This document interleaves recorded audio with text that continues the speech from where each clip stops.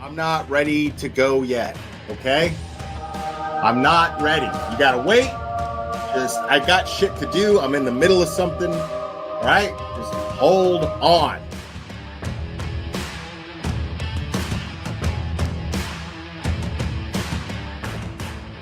Watch your mouth or don't come in here. Uh-oh.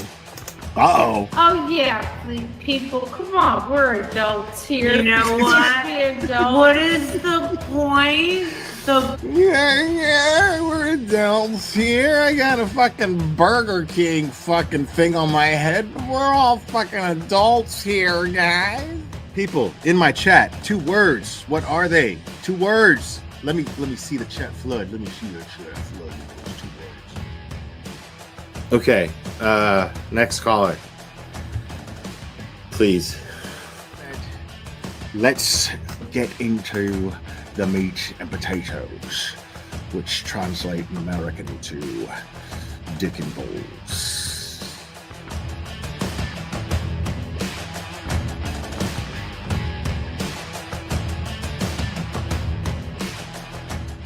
I got flip-flops. These are my flip-flops. Yeah, I really like my flip-flops because I can put them on. Because look, watch me put them on. I can put them on all by myself. Watch me put them on. Look, are you watching? Look, these are my flip-flops. Thanksgiving Day. I remember it clearly. It was Thanksgiving Day. I was inserting myself in somebody else's fucking business as a cash grab, and you know. This channel is harsh reality. Karen Yak se jodió la sucia vida. Amen. This is Jonathan Lee Riches. I have cheeseburgers. I'm gonna put cheese on them. I'm gonna make sure that I have my hamburgers because I'm a big boy now and I can make the hamburgers. My mom lets me use the stove now.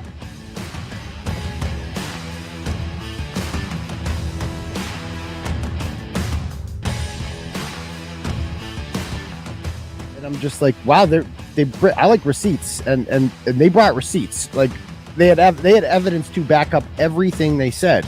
And I'm like, okay, well, there's got to be another side to this, right? Like this can't. No, this is too fantastic. Yeah, because you're not going to just jump to the conclusion that there's a conspiracy amongst cops to cover up a murder.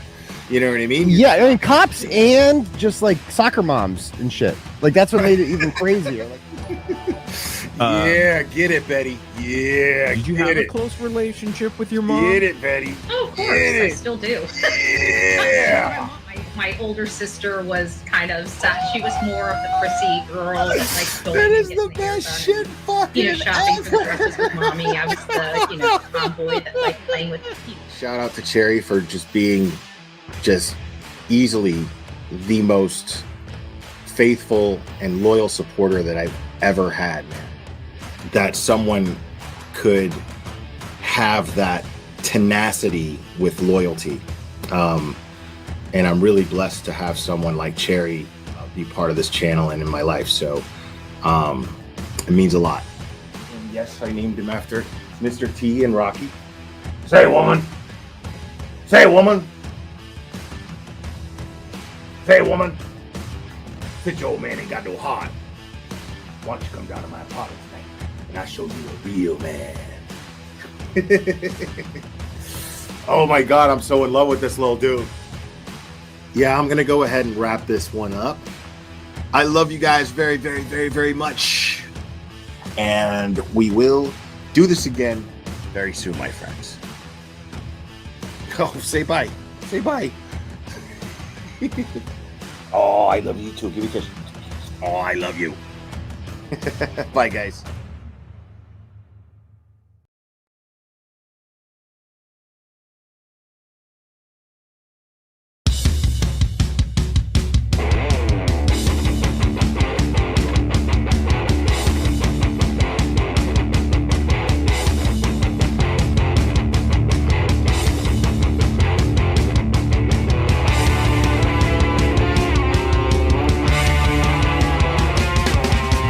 Karen left the waterfall.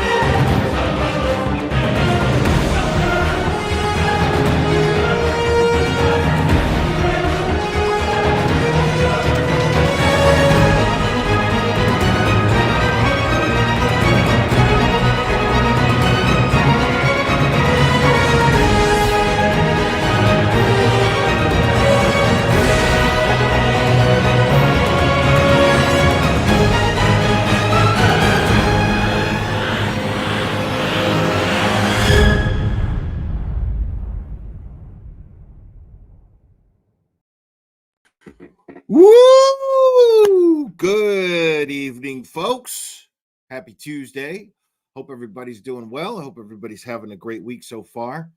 Man, like I've been doing all right, you know, because like I started getting into this like routine, you know, like I've always been, you know, for months and months, on and off for years, but for months and months, I've been like really um focused on exercise, you know, uh and self-improvement, you know, and like so I'm gonna all right. um Sorry, I'm jumping from one thought to another, but yeah, so just the last week or so, I've been getting into like a more condensed routine, whereas like I'm getting up at a certain time every day, give or take. I'm going to the gym when I get up. I come home. The most difficult part is like keeping up with the diet. That's really difficult because I really like I just want to eat garbage. But so today, I guess I guess what I'll do is um I'll share with you guys a little like what happened to me today because it doesn't really happen that often anymore.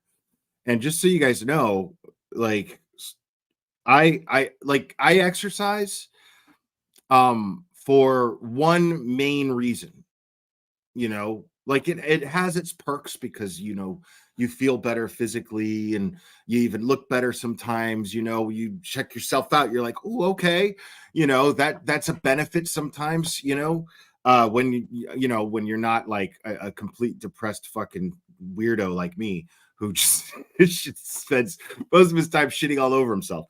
But so but here's the thing is I struggle with anxiety, and exercise really helps with the depression and with anxiety, right? And today I fucking lost it. Yeah. Oh yeah, totally had a panic attack, almost like very close. I haven't had a panic attack in a long time, right?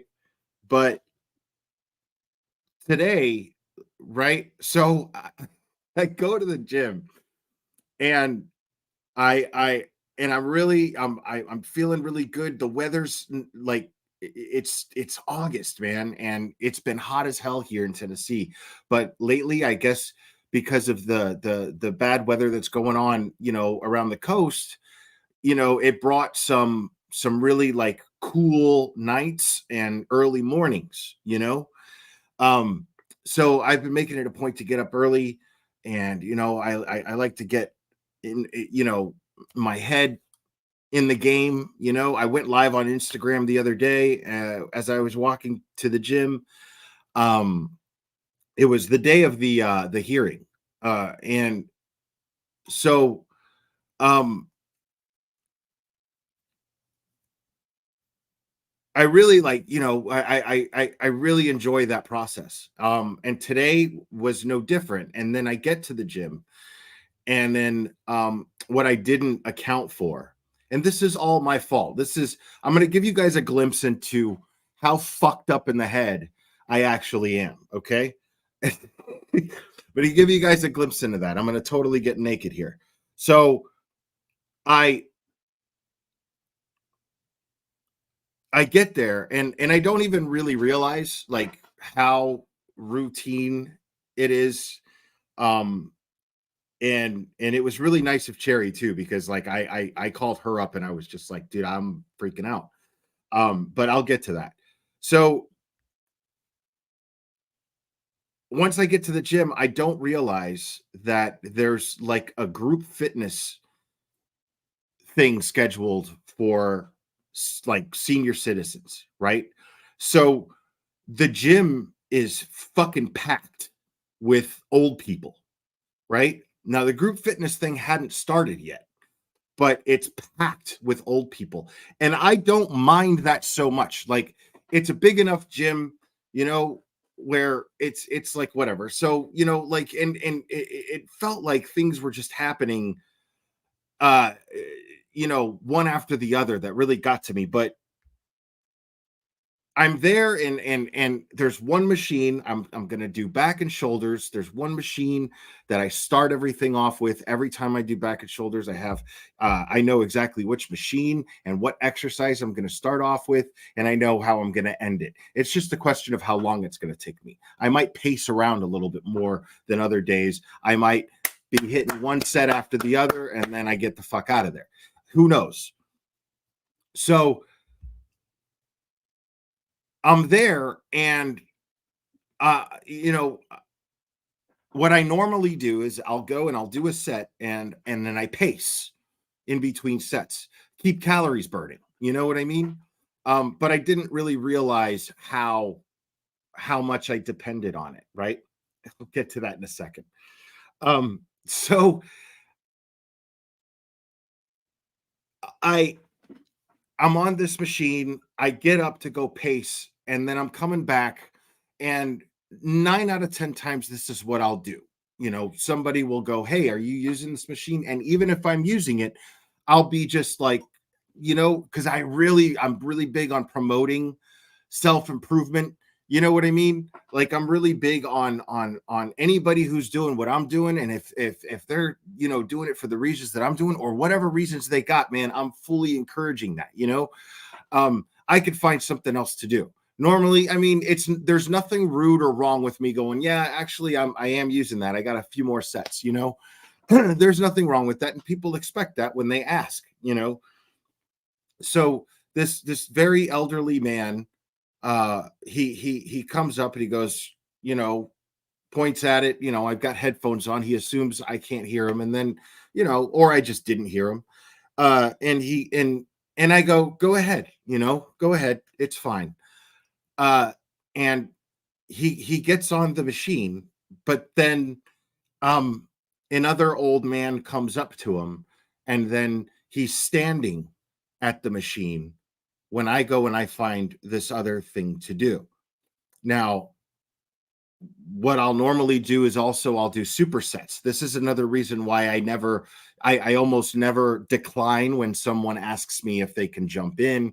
I just let them take over, and I find something else to do, because I like to do supersets. And it's not fair for me to just take up the whole gym and use one machine after the other, like 4 machines at the same time, which I do a lot. But again, what I do is I will just let, because I'm doing that, I realize that, it's only so big a gym, you know what I mean? And other people have their own routines and whatever. So of course, if they need to use one of those machines, of course, I'm not going to deny them. But that wasn't the case with this first exercise. It was just that machine that I was going to do. And then I was just like, okay, fine. Then the next one, it was, 3 exercises that I do back to back, right? Before I pace. And I get to this other machine, right? And I just noticed the old man is not using. So my routine that I didn't realize that I was so dependent on is fucked. It's already everything just got jagged and loose in my head, right? Everything just got, it's like if my routine is a watch or the inside of a clock, like one little fucking pin just got pulled out of it, and everything, that's what it felt like in my head. And like one piece after the other just falling off, right? That's the best analogy that I can think of to describe what I was feeling. And so I just seeing that old man just standing there, not giving a fuck, and that's the thing is, that's another thing. He's an old man. I was raised to respect my elders, and he's an elder, and he's only got so much fucking time left on the planet. You know what I mean? So let him fucking use whatever machine he wants. Again, I can find something else to do. That's not what bothered me, but getting out of my routine. Again, it's not him, it's me. Like, I get it. And I want to promote everyone else and I want to motivate. I want to help motivate it. I watched Joey Swole. You know what I mean? Like, I'm all about gym culture, you know? I'm all about like pushing somebody up, you know, lifting them up. Not literally. But I'm all about that shit, you know? And so I go to the other machine and I swear to God, I'm standing next to it and my fucking water is in the cup holder on the machine. And then this other geriatric fuck comes up. Sorry, it's not even his fault. See how pissed I get for no reason. He comes up and he just fucking, you know what? I don't mind saying it because he was fucking rude. He just rolled up into my fucking grave, dude. Like, I'm standing there at the machine. I have my water there. I just put my water up there, and he just gets deliberately, like directly in front of me, sits in the thing, and just starts and looking me in the fucking eye, you know. And I'm like straight up, like I felt like Flanders in that one episode where I'm just like, Oakley, because I'm telling myself, I'm straight up at this point, I'm telling myself, this is all just a coincidental series of events that is fucking with you. This is all coincidental, and it's it's all you. Relax. Calm down. This is what I'm telling myself in my head. There's nobody that I'm mad at. There's nobody, you know, and I'm not feeling angry. I'm feeling fear. That's the feeling that has come over me. It's not anger and it's not even frustration. It's fear. This is where things get complicated. So what I'm feeling is this overwhelming amount of fear, and I can't explain why. And I'm still telling myself. Now, at this point, you have to realize the irony of what's happening here, okay? Which I'll get into in a second. Then I realize this next exercise that I'm going to do, because I'm running out of exercises, right? Like, normally the solution is I'll just find another thing to do. You know, it's all good. And then I go to this, I want to do, you know, the reverse, where I got the rope and I don't even know what it's called. And I have to lean back and I have to do these pulls to work out your rear delts, right? So I go to do that. And this is what's going on now. The group fitness class starts, right? So there's the group fitness class, but what this lady's got everybody fucking doing now in pairs is coming out and circling, dude, literally fucking walking with dumbbells. So she's got these people, one after the other in pairs, carrying dumbbells, walking, and they're old people, you know, you can't get in their way. You might accidentally knock them down. You don't want to run into them. You don't want to get in anybody's way. And I realize that they're just walking. They're going to be completely in the path. There's no letting up. There's no like, okay, this is just two people doing it. It's two and then two and then two and then two, right? Peggy's saying, just go home. Okay, let me explain. This is where things get really fucked up.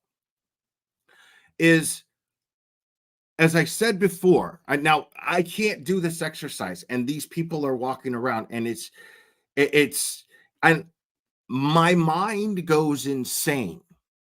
Okay. My mind goes to this place that I didn't used to really realize that I drank to cover it up. And here's the weird part is, like, when I say I'm not drinking, it's real easy to take that like, oh my God, you know, I'm struggling with not drinking, where, you know, and I walk by a liquor store every time I go to the gym and on the way back, you know what I mean? But I have no interest, you know, at no point do I go, oh my God, I feel like getting a drink. I need to find a meeting somewhere so I don't get a drink. Nothing like that. I know that I just simply haven't been drinking because it's taken a toll on my body, and my body has basically been telling me, if you keep doing this, you're going to die. That's basically what's happening. It's a physical thing. It's not even a mental thing. It's not an emotional thing. It's just a physical thing, to where the next day I feel how I feel, and I'm like, it's my body going, you're not 25 anymore. You're not 35 anymore. You can't keep doing this, because if you do, you're going to die. Something inside my body is telling me that, and I'm too old to not be smart enough to listen to it at this point. So it's very easy for me to like, it's not a struggle for me to not drink at all. This is what's really interesting is, but there's a flip side to that coin. But because I'm not drinking, I am forced to face these things no matter what. I am forced to just sit there and try to manage it, right?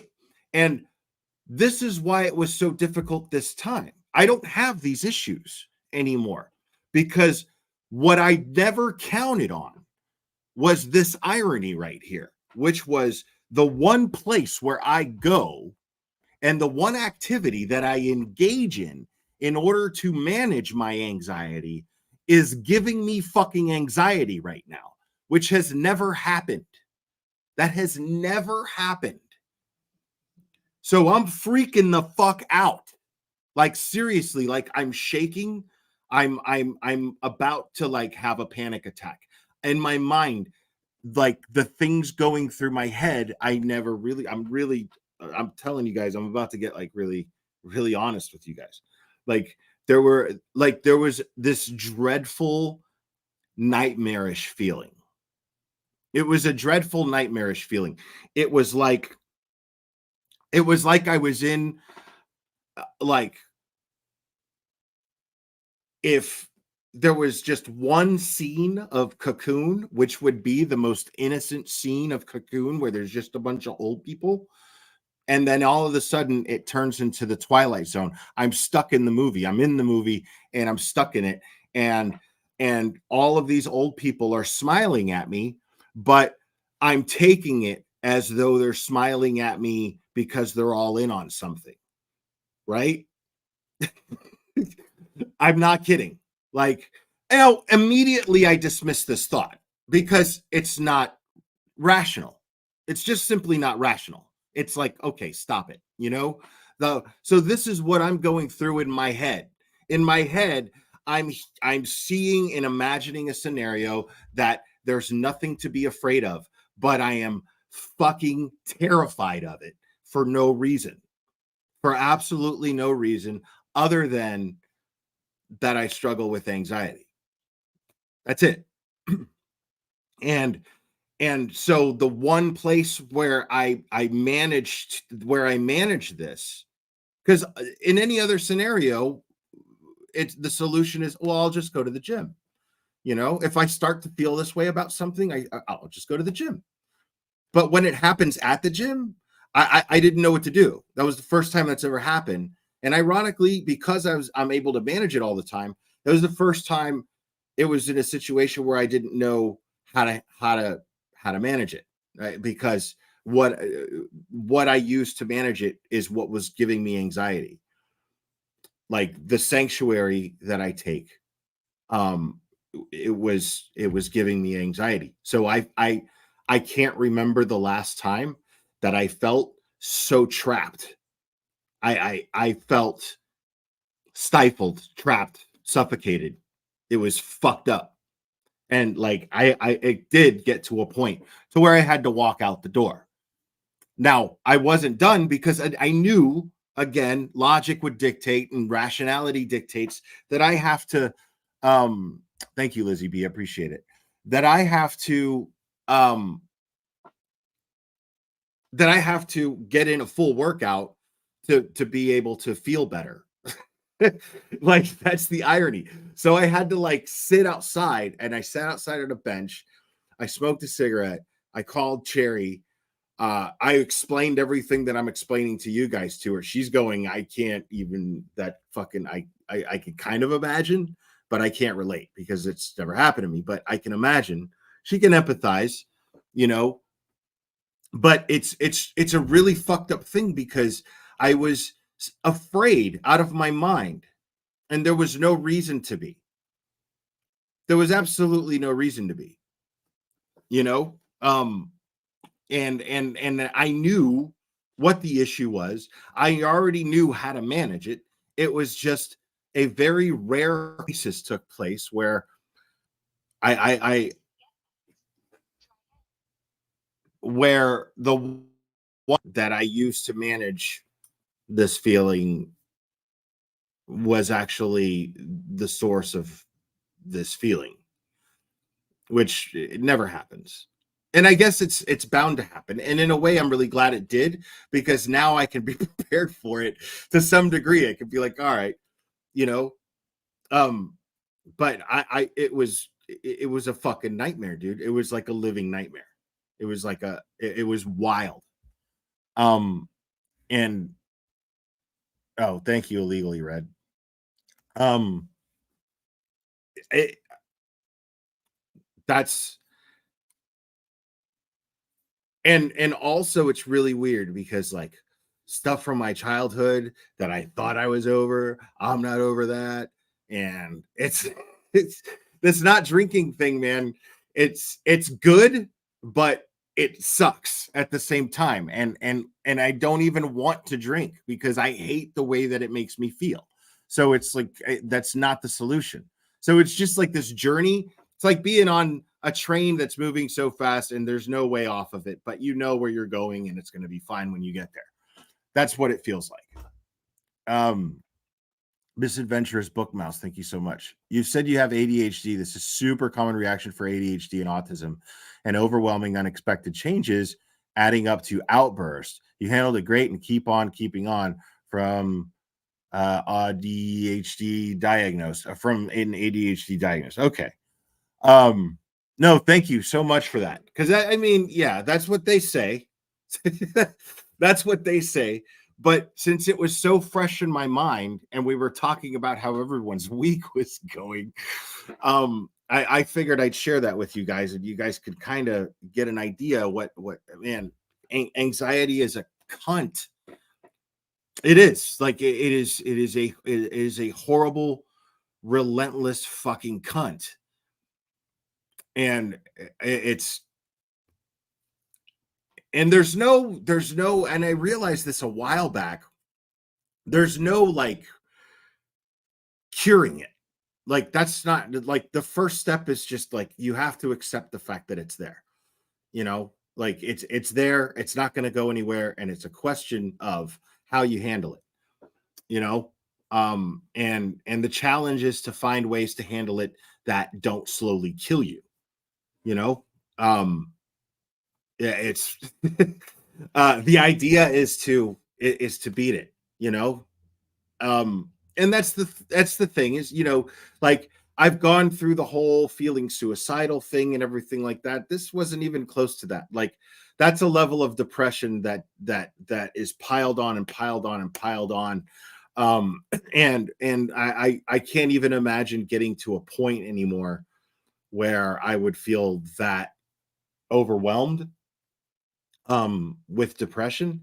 But the anxiety, I mean, that's not, you don't, it's never to a point where you're just like, oh my God, I just want to end it all, blah, blah, blah, blah, blah. That's just being dramatic. But when like, it's a weird thing when you have to like,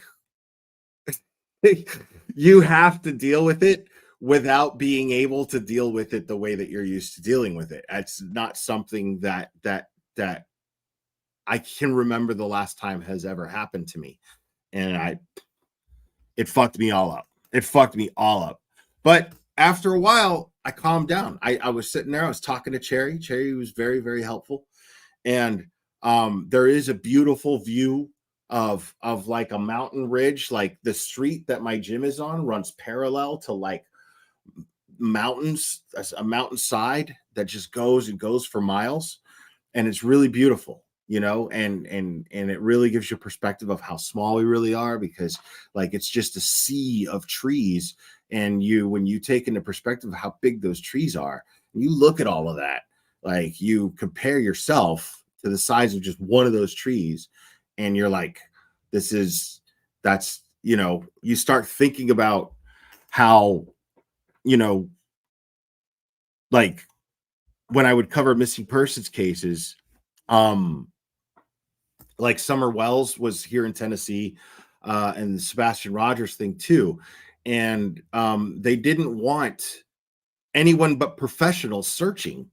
And a lot of people thought that was weird and suspicious, and what's the problem? And most of the people who thought that were clout chasers who were just pissed off that they couldn't just go out there and say, we're part of the team, and then film it and get content from it, which is bullshit.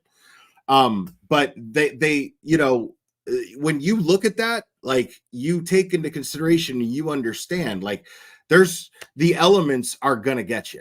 If you're out in that shit by yourself, you know, like you're the elements are gonna get you.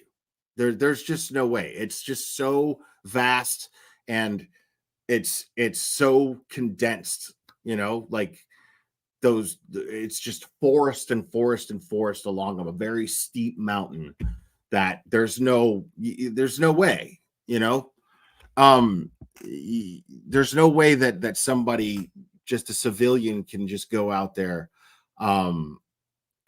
and professionals be okay with that. They're going to be like, no, because that's what they said with Summer Wells. They were like, we don't want to be out there searching for a missing child, and then someone else goes missing, and then we have to use the manpower to search for them too. We don't want to have to do that. And when you see this, it's understandable. But when you see it, it's also very calming.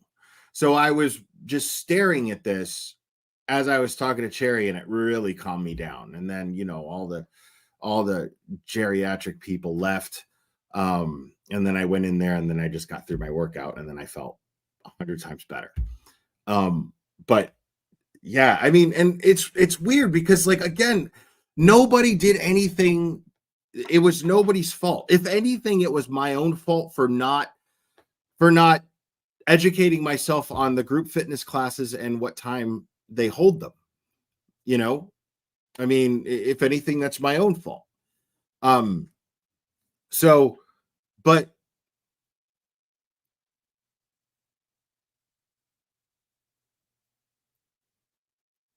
you know, like it was just such a weird scenario because I'm applying logic the entire time and going, there's literally nothing for me to feel this way about.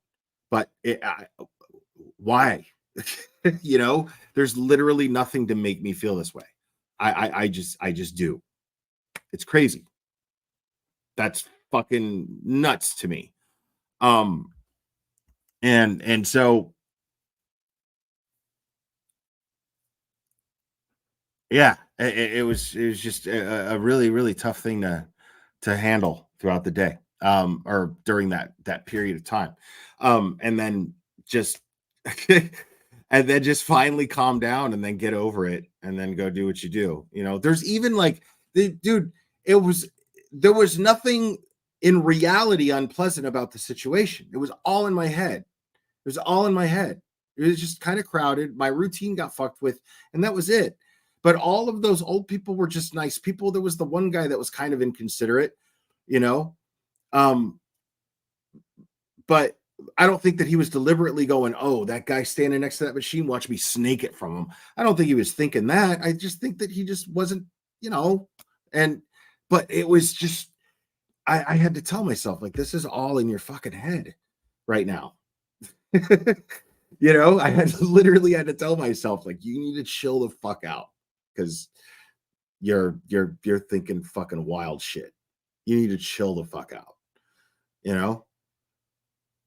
And nothing dangerous. Dude, it was such a pleasant thing in reality. Like all those old people, I love old people. You know, there was even a dude who fucking gave me he goes around and gives, I think I still got it because I was chewing gum. Yeah, this dude he goes around And he gives you mints, dude. Little certs, little individually wrapped fucking certs. An old man, he just walks around the gym handing them out, smiling. You know? Wild, man. Yellow Chitseeker says, I had the same thing with ordering food. Interesting. I also thought people were watching and judging me. I'd spiral. You're not alone, and we all love you. Okay, see, yeah, the spiraling, man. Oh man, it's a fucking nightmare, dude. It's literally like a nightmare. Like it's like being awake and a nightmare happening. That's what it feels like. That's the best thing that I can describe. The best way I can describe it. It's a bummer. But, you know, the thing about it is, you know, I always feel, you know, good.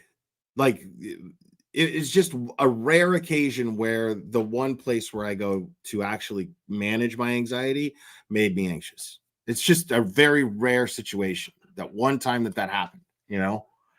But yeah, it was definitely an anxiety attack. Most definitely an anxiety attack. On the verge of a panic attack. Definitely on the verge of a panic attack. But the panic attack didn't really happen. So yeah. Just to give you guys a glimpse into my noggin. Like, really, bro. I mean, Jesus. Anyway, so let's talk a little bit about the Karen Reed, John O'Keefe case. What I'm gonna do is I'm gonna pull up this video, and I hadn't really watched it at all. But I keep doing this to myself because I'm kind of a glutton for punishment as well. Sue B, thanks for sharing your story. Hits home here. Love your show, Blair. Thank you so much. I appreciate it. So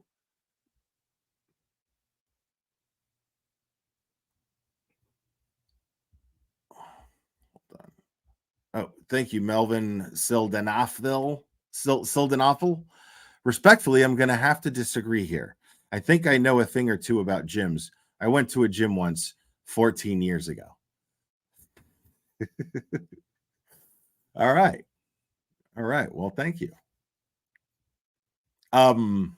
So yeah, let me find this video. Because I'm also in a very silly mood too. And I feel like I've just given up on these fucking people, dude. Like seriously. I feel like I've just given up on them, but I have to entertain it. Like I have to entertain it. I don't know why I do. I just do. Angel gifted 5 memberships. Right on. Thank you so much. Appreciate that.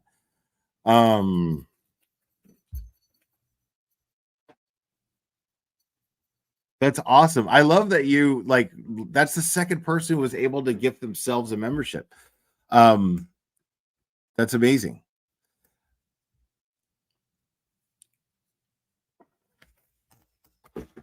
What does the cert say? I threw the cert. Hold on. Oh, lifesavers. Yeah. The lifesavers mint. No, it was really nice of that old man. Like, if you ever go there during that time of day, like he's usually there anyway, and then he hands those things out. It's really nice of him. And I never eat them because, like, I'm chewing gum.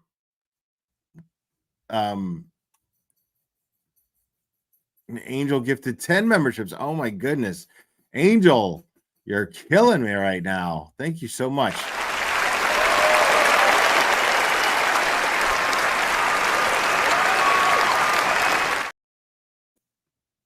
All right, so let's give old Vinny a chance here. Let's give old Vinny a chance here. Let's see what happens.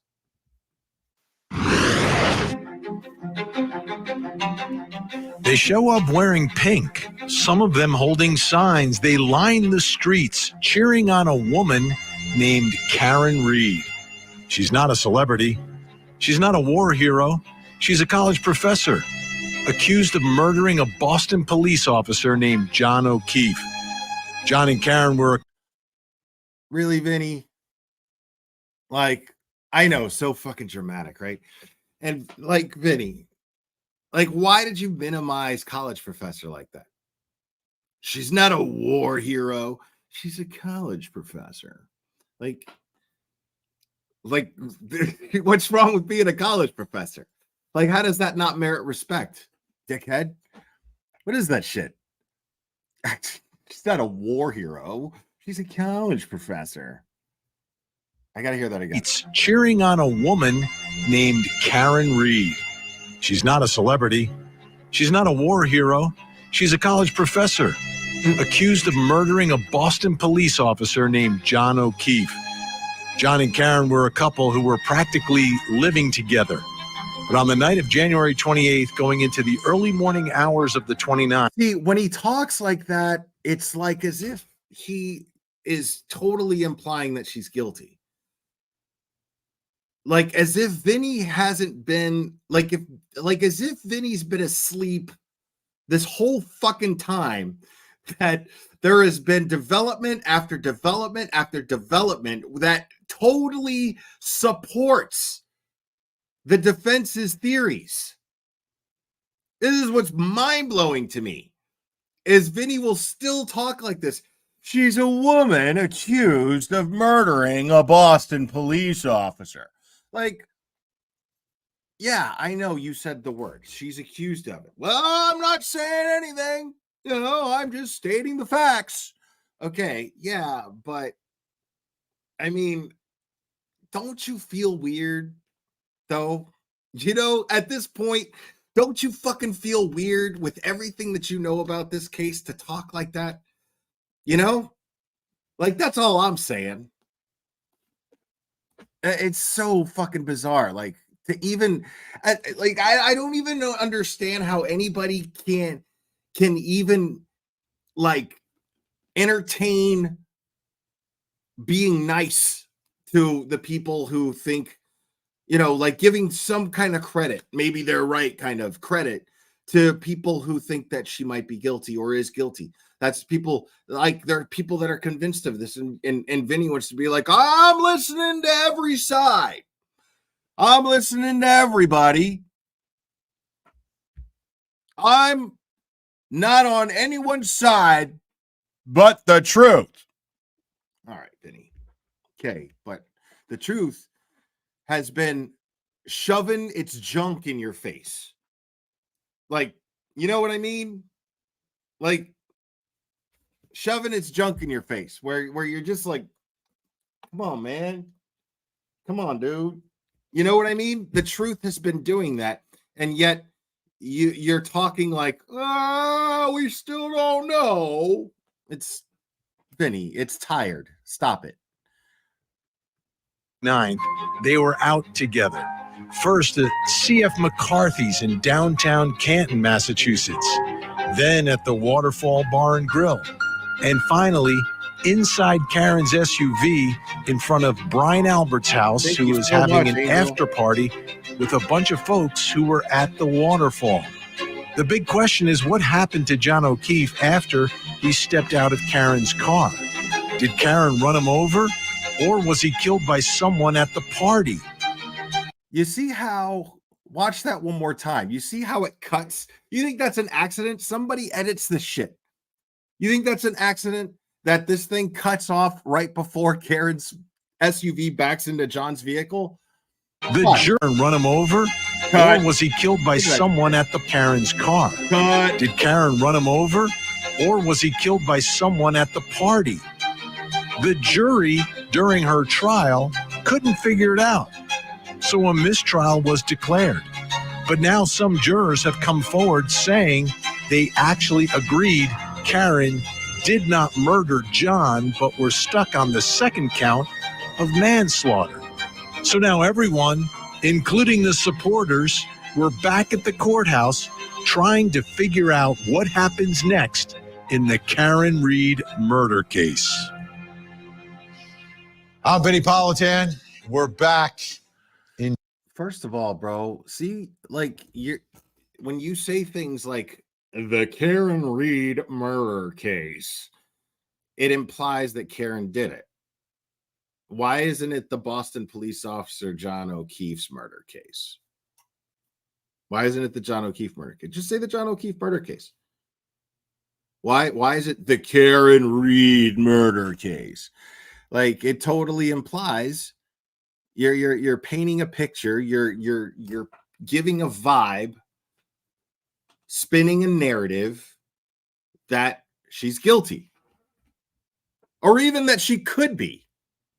You know, at this point, dude, you have to be fucking retarded to think that she actually hit John O'Keefe with her vehicle. There's nothing to indicate this. There's overwhelming amounts of reasons. There's an overwhelming amount of reasons as to why we would think that taillight was planted where it was found, supposedly.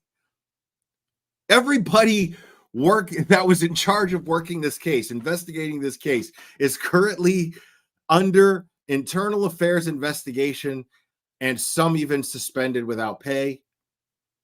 Kevin Albert is even on leave for whatever happened during that investigation from the Canton Police Department. I mean, there's so much.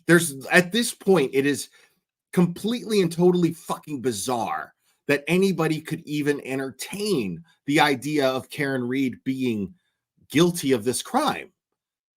I'm just going to fucking say it. It doesn't apply anymore, Vinny. Court TV. It doesn't apply anymore to go, maybe she did it. It doesn't apply. What applies now is, how long is this sham going to go on? That's the question that any news source that actually gives a shit about the truth and actually gives a shit about reporting the truth, that's the question they should be asking. Instead of patronizing the public. Instead of treating the public like they're a bunch of fucking idiots. And just asking the right question, which is, how long is this sham going to fucking go on? What is it going to take to fucking stop this shit? That's the one question at this point.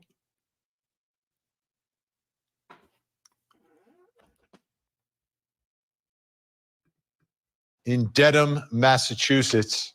Wow, here we go. John O'Keefe, former Boston police officer, someone killed him. And here we are.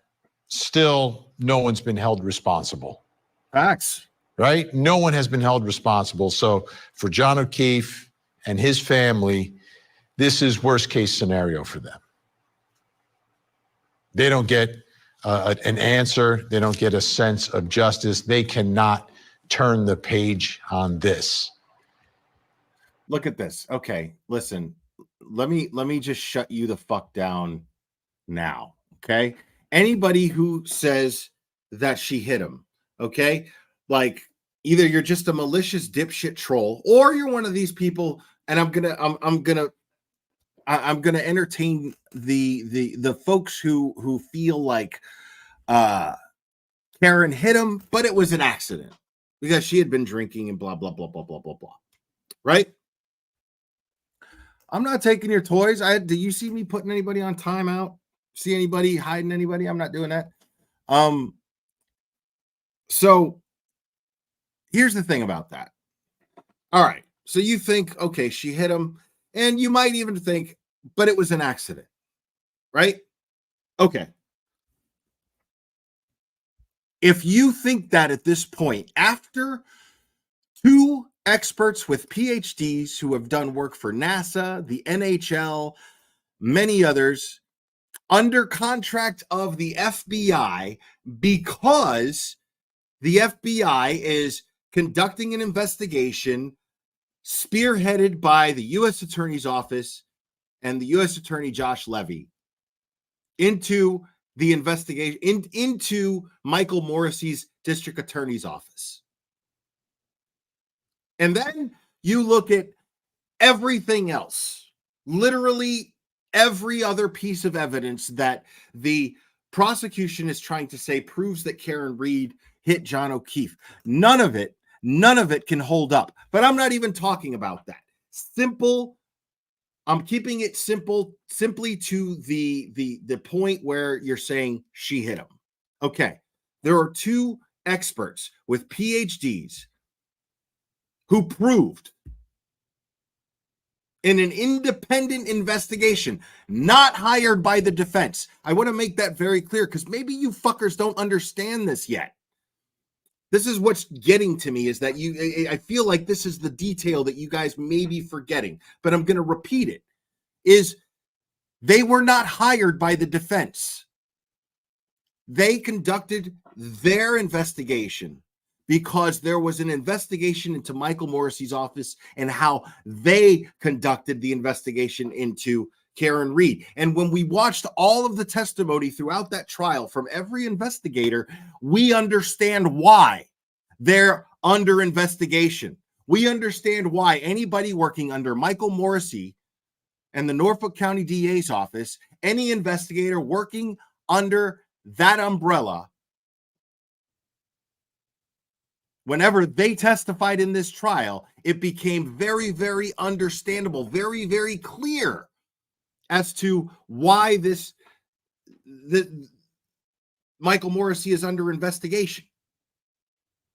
And when two experts hired independently, not by the defense, hired independently, conclude without a doubt that there's no way that Karen Reed had struck John O'Keefe with his SUV, and John O'Keefe was not struck by a vehicle.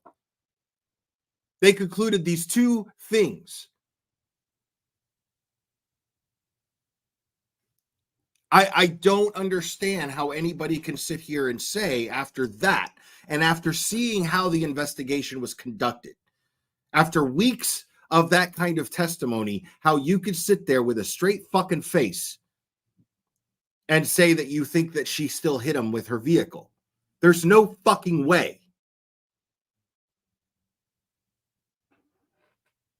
There's nothing but evidence to indicate that the evidence that the prosecution says implicates Karen Reed is credible. There's nothing about it that says it's credible. There's nothing about the investigators. There's nothing about the way the evidence was handled. There's nothing about how the evidence was logged. There's nothing about how the evidence was collected that at all indicates that it is credible in any way, shape, or form in order to prosecute a woman for the rest of her life. This entire case is a fucking sham. And with what we know about Sandra Birchmore and Michael Morrissey's office, come on. What is it going to take, people? What is it going to take?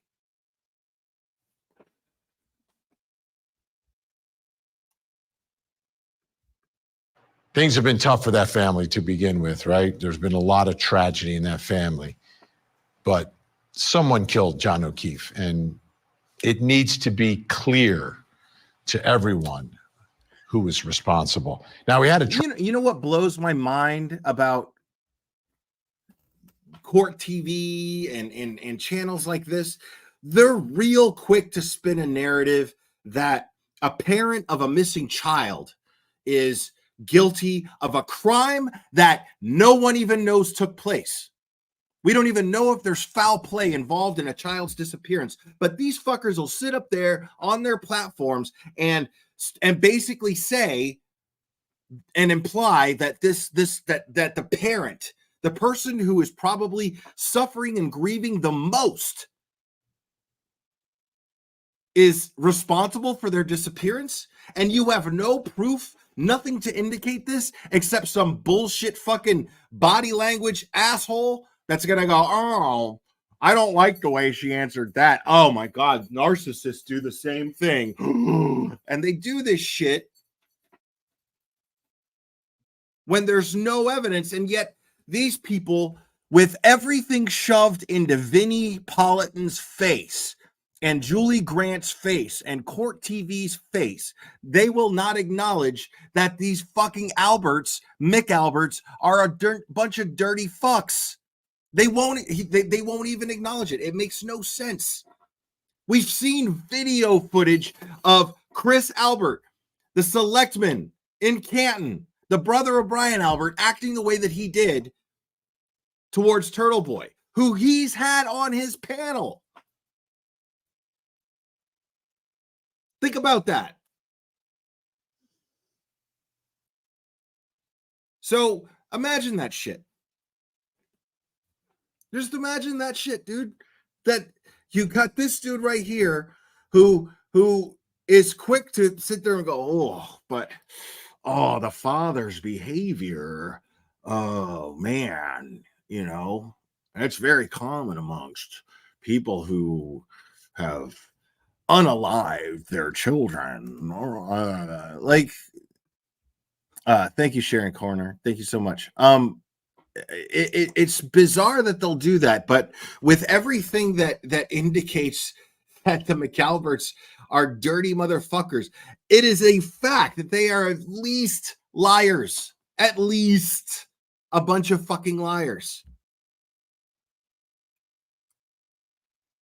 I mean, they all got discredited in front of that jury during cross-examination, every single one of them, yet Court TV fails and chooses to not acknowledge this consistently. Explain that shit to me. How they can do, how they won't acknowledge Brian Albert.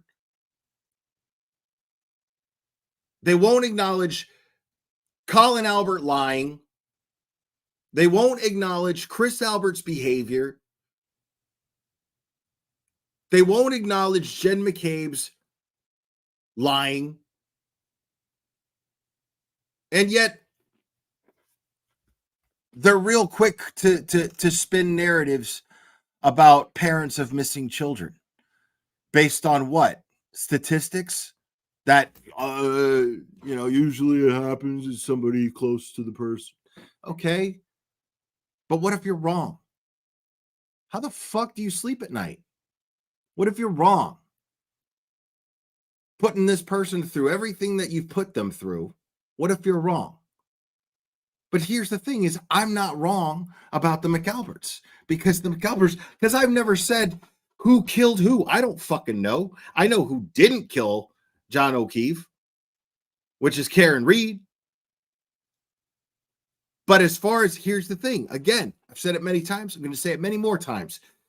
When you come to the point, the inevitable point, that Karen Reed did not do this, there's only one other place to look, and it's inside that house.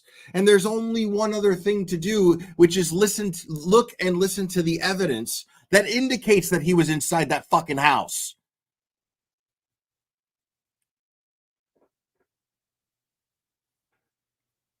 These fuckers are all lying, but somebody inside that house murdered Boston police officer John O'Keefe. Someone inside that house did. Not just someone, Vinny. Someone inside 34 Fairview Road.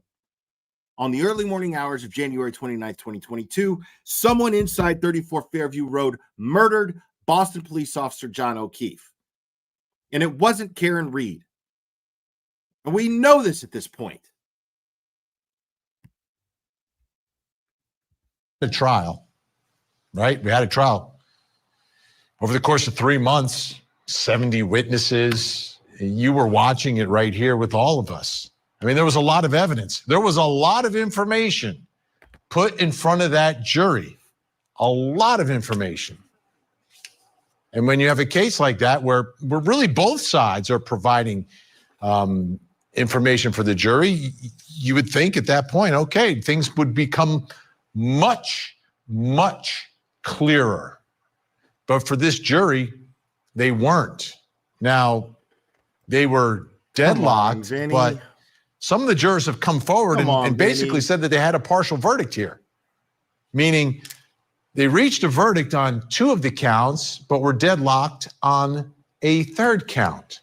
Now, I understand you don't want to go with rumors, and I don't really like the rumors either, but the rumors, everything was a rumor until it turned out to be true in regards to this jury. So, I mean, I don't think it's hard to believe that there were certain jurors on this that were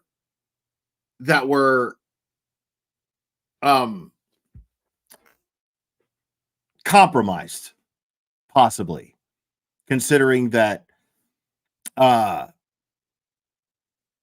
Albert, Colin Albert, Kerry Roberts, and Jen McCabe all showed up on the day of jury instructions just to stare the jury in the face, sitting behind Paul O'Keefe, just to stare the jury in the face.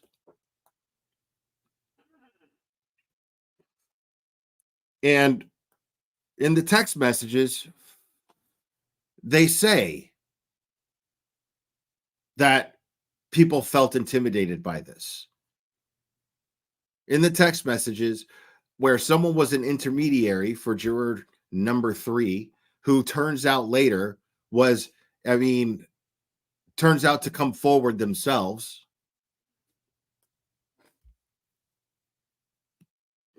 So, and then it's rumored that the thing they were stuck on was the fragments of taillight that were found allegedly in John O'Keefe's clothing, in his shirt. But the problem with that is what I've been saying all along since I first read the fucking documents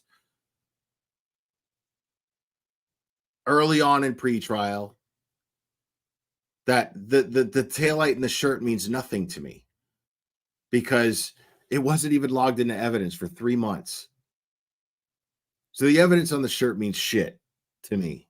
The taillight pieces on the shirt. We saw pictures of it lying on the hospital floor, and then it wasn't entered into evidence for 3 weeks for 3 weeks after that photo was taken. Explain that. Of course, they sat on the stand and said, "Well, we had it laid out on paper." Okay. Okay. Do you have video footage of this? Did you log every single day? Take a picture every single day? I mean, how do we know it was sitting there on that paper? The problem is that you didn't document this shit. Chain of custody alone. The reason why chain of custody exists is so that doesn't happen, so that I don't have doubt in that evidence. I have nothing but doubt in that evidence. And then here's the thing is the taillight fragments weren't even brought up in trial. This was evidence that they claimed in motions and during pretrial hearings. Lally did. So, but it never came up in trial. So why would the jury be hung up on this if this is true? So either it's just simply not true, and which makes the most sense that the jury was hung up on this. I'll concede to that. That's what makes the most sense. Is that it's just not true that the jury couldn't have been hung up on this simply because it never really came up in trial. So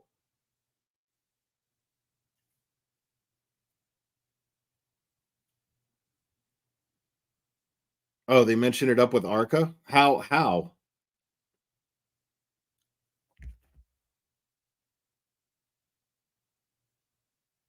Okay.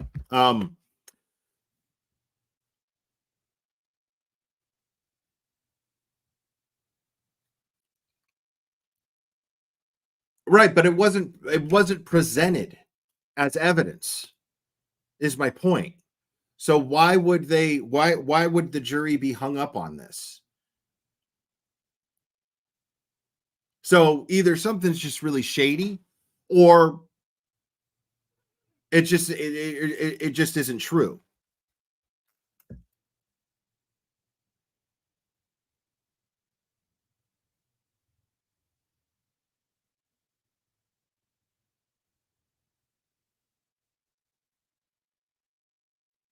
Lally Cross, where he's cross-examining the ARCA experts, is what you're saying. But again, I don't think that it was entered into evidence. I mean, maybe I'm wrong. It could have been. I don't know. It was a long trial. I don't know. Maybe you're right. But my point being that even if that's the case, the chain of custody is it's not proof. Because of the chain of custody, it's simply not proof. It's not something for a jury to be hung up on. There's something called reasonable doubt. And the jury did not fulfill its duty if they were not applying reasonable doubt. So at least that's my opinion. Now, I can't understand at this point. I can't understand why, because every single piece of evidence is pure doubt. There's nothing but doubt in this case. I don't understand how people are not looking at this like what we need to be asking is how long this sham is going to last. I mean, oh my God, Cherry, you threw your phone at a spider? Oh my God. The warmth of your phone, it's going to harvest spider eggs. Okay. They're gonna incubate. And then while you're on your phone, spider eggs are gonna hatch, and then they're gonna come out of your phone and get into your ear, microscopic ones. So it was a really bad idea for you to throw your phone at a spider, Cherry, just so you know.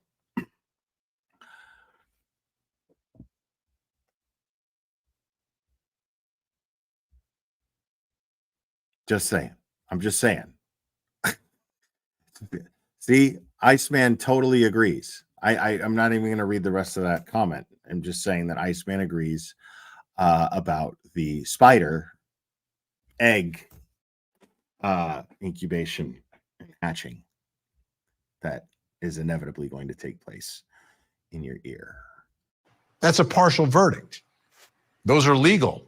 We've covered many of them, not hundreds of them, but many of them here on Court TV, where a jury agrees maybe on some of the counts, but on other counts, they can't come to an agreement. And those verdicts are delivered. That didn't happen here. No verdict was delivered.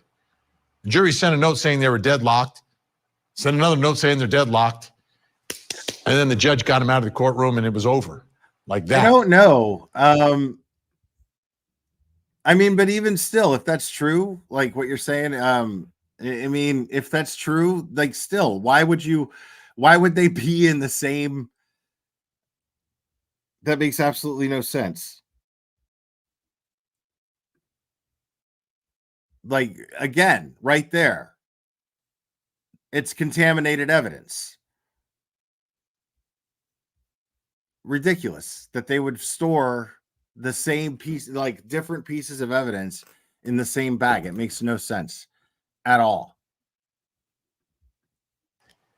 So the question is, if this jury did in fact reach a verdict on counts 1 and 3 and found Karen Reed not guilty of murder, not guilty of leaving the scene of the accident, and those charges are still pending against her despite there being an alleged agreement here, is this justice? And justice for John O'Keefe is the truth about who took his life. Justice for a criminal defendant in a courtroom is if 12 people agree you're not guilty, you can't be retried for that allegation. Right. So that's what it was about in court today. I was wondering, okay, this is post-trial. Have things calmed down? Have things simmered down in Dedham, Massachusetts? Well, the answer to that is Pokey, and thank you so much, Pokey SD. I get what you're saying, because in theory you're correct. In theory you're absolutely correct, but you got to also remember, I believe that this has a lot to do with why they were able to go over everything in the period of time that they did, was because so much was repeated over and over again. There really wasn't that much. Like, Lally didn't have shit. It took him so long to present a nothing of a case. So that's the issue here, is he did not, the prosecution, and if we're talking about just a cut and dry, whether somebody, whether we believe somebody is guilty or innocent, regardless, if we're just looking at the legalities of everything, the prosecution simply just failed to present their case. Simple. The prosecution failed to effectively prosecute Karen Reed. That's what it boils down to. From the investigation on to the trial. Simple. So, yeah, the thing was, it was 10 weeks, but it was unnecessarily a 10-week trial.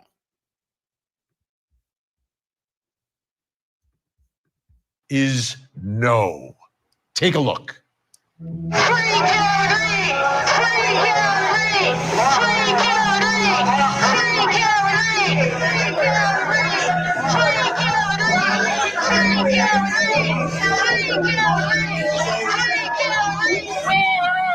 See them to see them tormented this way. I was not hit by that car. Were you all trying to blame Lucky Loughran for it? Was that the plan? They don't leave a brother. Now look, you see the picture they're painting here? Do you see what's going on here? Because I see right fucking through it. Because what you don't see are the footage of dude in the hearing beforehand getting in everyone's face. The dude, the Matt McCabe wannabe, this dude was getting in everybody's face, who is an ex-cop, by the way, and trying to instigate something physical happening. But here they're showing Dina talking through the bullhorn, and they only brought a bullhorn because they brought a bullhorn last time. Like, so here this time they have a bullhorn, but now they're making the people in pink look like rabid animals, like they're the instigators, but they're not. Like, these people were doing their share of yelling, carrying on, but here they look like docile little furry animals, bro. Slow down in the snow and just say, "Oh, we're here to support her and seek justice for her freedom." And we're still gonna say, we support the police. We are not an anti-police movement. We need our police. We just do not want the corrupt one. We'll back her up as long as we must. We don't care if it takes another year, 2 years, 3 years, 4 years, even 5 years or more. We're going to be supporting Karen Reed. We believe she's innocent. We believe she's brain.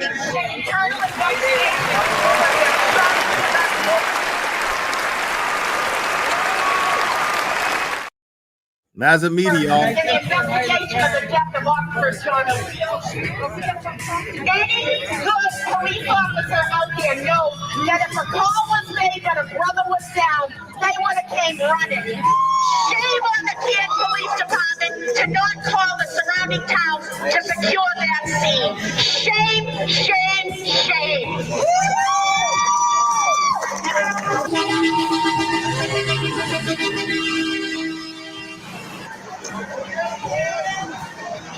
To the side, please. Sorry. Get up there. You're in the way.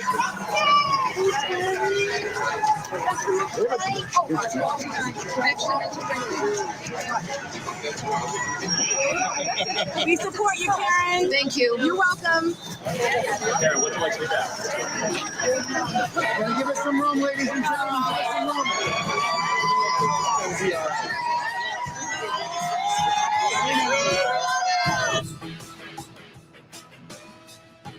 Things have not calmed down. Court TV crime and justice correspondent Matt Johnson joining us live from outside that courthouse in Dedham, Massachusetts tonight. Matt, great to see you. It hasn't stopped. It hasn't calmed down at all. Tell us a little bit more about the scene outside the courthouse today. Vinny, nice to see you, and you've been here. You've seen it yourself, and this is one of those stories where we have to share with the viewer at home that it is almost completely different when you are wrapped up in the middle of it from what you're seeing on your screen. Because what we saw today was hundreds of people in front of the courthouse, across the street from the courthouse, and down the street from the courthouse. You had a large group, probably at least 200 people dressed in pink, holding the Support Karen Reed, Free Karen Reed signs. And then across on the other end of the courthouse, you could see the John O'Keefe family supporters there in blue, wearing his badge number. We did what we always do when we're at the courthouse, and we asked why they were here. Take a listen. This is not normal. You normally do not tailgate a murder trial. It is not something that should be normalized. People should be able to let what happens in the courtroom make their decision. Well, you know what shouldn't be normalized is an innocent woman being framed for murder by her local law enforcement.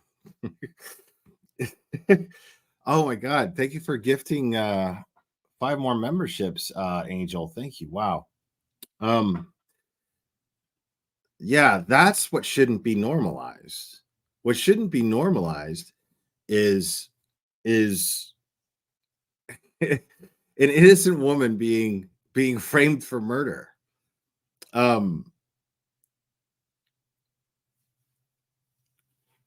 What shouldn't be normalized is the fact that the media is ignoring all of the facts. But that's already normalized, unfortunately. That's already normalized. But decision, not a mob of people outside tailgating saying that they're having the time of their life. A man died. He's been forgotten in all of this. See, that's just simply not true. That's simply not true. Okay. Because this person is just lying. Nobody here has forgotten about Boston police officer John O'Keefe. Nobody has. And everybody out there dressed in pink absolutely wants justice for John O'Keefe. And the reason why they're angry is because accusing an innocent woman of killing him derails the justice for John O'Keefe. It takes it someplace else. It makes it more difficult to get him justice later on. And it's a deflection of the justice for John O'Keefe. That's why those people in pink are upset, hiding their faces behind those little signs. Will, yeah. Thank you, Buzzy for Truth.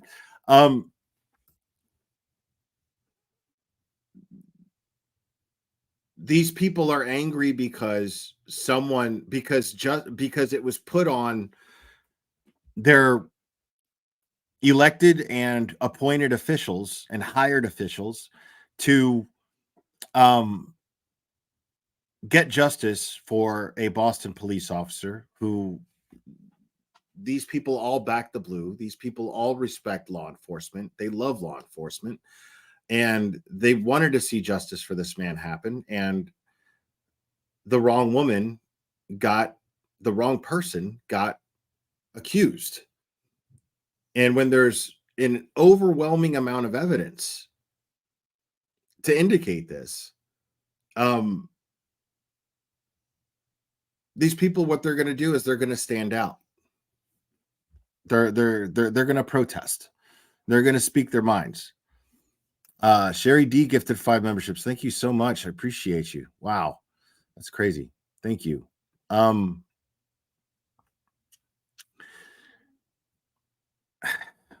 I can't wrap my head around this logic here. John O'Keefe has not been forgotten. We're trying to refocus him. accept these verdicts from the jury and record them and let Karen, whatever she wants to do with the second count, do. But the 1 and 3 should be removed. Karen Reed did not kill John O'Keefe. Yeah. I mean, what Rita's saying here is all we want is fairness. That's Rita Lombardi, y'all. All she's saying here is that we want fairness. Like she's if the jury is coming forward and saying, and nobody's just coming forward to dispute it either, but there are jurors coming forward and saying, hey, we voted unanimously on counts 1 and 3 that she was not guilty, to retry her and put her through all of this again on those counts is not justice. And that's all that Rita's saying. Rita's saying that we want is for Bev to just do the right thing here.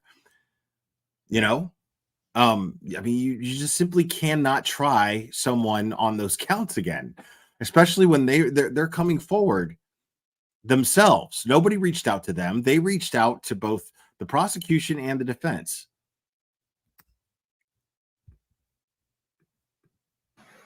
So today it was a motion to dismiss, but we're really back into the pretrial motion phase. So that's why, I think we just got used to that buffer zone being in place, Vinny, where the supporters of Karen Reed, or now the protesters, anti-Karen Reed protesters for that matter, would have to stay 200 feet away from the entrance of the courthouse. But there's no trial right now. There is no order. There is no jury deliberating. So they're back on the courthouse steps, and it really adds to the atmosphere here, and it's just fiery on the courthouse steps. And they're close to each other. Obviously, there's no violence there, but a lot of passion. The number of folks showing up in blue seems to be growing.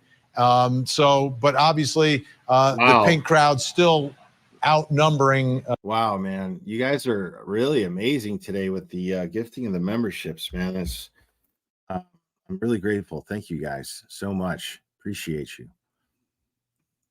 By large numbers, the number of folks who are wearing blue there, but you're right. This is different. This is different. And during the trial, they were able to move everyone away from the courthouse, but they're back there exercising their freedom, their First Amendment rights on both sides, and we celebrate that. Okay. Yeah, absolutely. I agree with Vinny on that. Nobody here feels like those people in no true American here feels that those people dressed in blue should not be there. They should absolutely be there. Of course they should be there. And if they feel passionately about what they're doing, they should be able to express it. Of course, that's their right. The problem is they're saying that they're in support of John O'Keefe, but they're ignoring the fact that that they're supporting those who are costing him justice. That's the issue. Those people in blue are supporting those who are costing John O'Keefe justice while they're saying that they're in support of John O'Keefe. It doesn't make sense. It doesn't add up.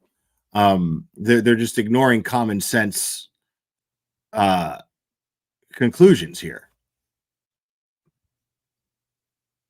But they absolutely have the right to be out there and say how they feel, and we should all be supportive of that.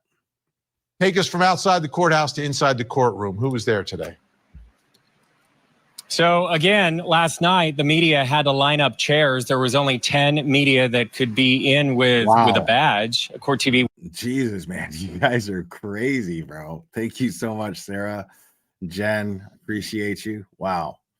You guys are really, really, really generous. Thank you so much.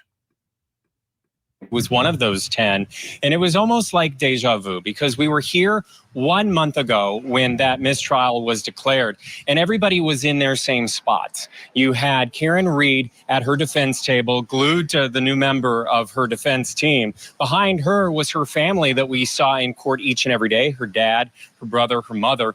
And then also on the other side, just a few feet away from her, in front of the media where we stand up at that riser, at that mini wall, is the O'Keefe family. And noticeably, they were all here and they were waving to their supporters now that are out on the courthouse steps, and they were grateful that they were here for them.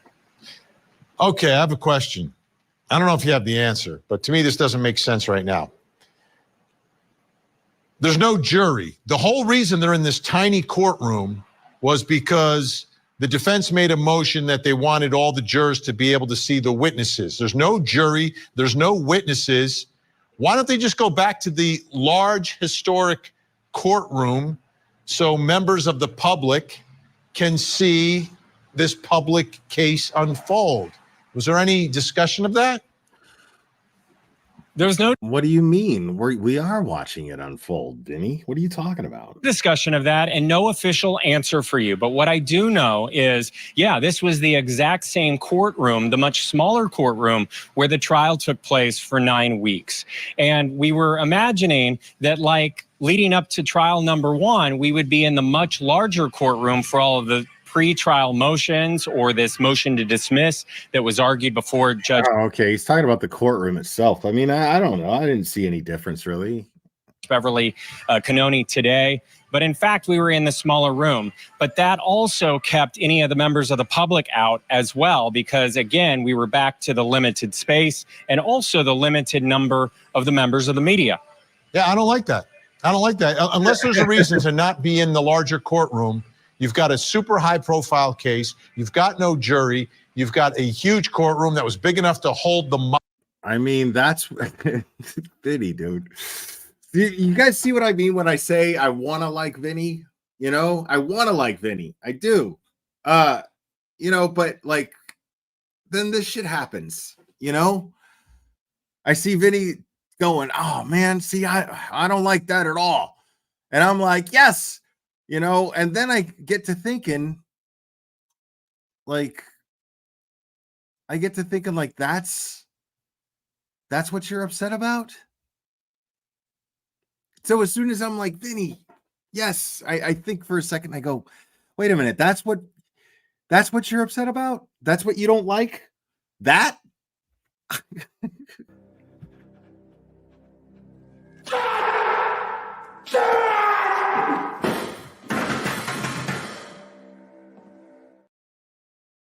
And he's always letting me down, man. Mobs from the Sacco and Vanzetti trial years ago. You can go back in there so the public can see what is happening in a public courtroom in a public trial. Obviously, the cameras are in there, thank goodness, so the public can at least see it that way. But I'm really surprised. I'm surprised because Massachusetts, I know, is one of the good states when it comes to some level of transparency of the way the system works. So I'm just surprised by that. Okay, what arguments did we hear from the defense today? Okay, so the defense went first, and then there was argument from Adam Lally. But for the defense, we had a new member of the defense team that was up there, and this is a seasoned veteran here in the state, the Commonwealth of Massachusetts. It was Martin Weinberg. He took Martin motherfucking Weinberg. The podium, the entire tiny room got quiet, and everyone was fixated on what he had to say. This was part of his argument. Bro. Judge Bev fucking loves this guy, dude. The legal issues that I want to address, and they both together center on the double jeopardy clause, its unique history, and it's discouraging, if not deterring, if not prohibiting. Dude, you all put so much fucking effort into fucking painting a picture of Karen Reed being guilty and the people outside being rabid animals. You do such a fucking you work so hard at that shit, but you can't fucking just tweak the sound some, because I get that the mic situation was poor, but you couldn't. This is pre-recorded. You edited this. You couldn't put just the same effort into the sound of this that you put into fucking painting a fucking false narrative, spinning a false narrative. Really? Jen Del Rio, thank you so much. LJ needs John Cena, and only you can give it to her. We love you, Will. It is, I mean, she is right. I am the only one that could give it to her. And his name is John Cena!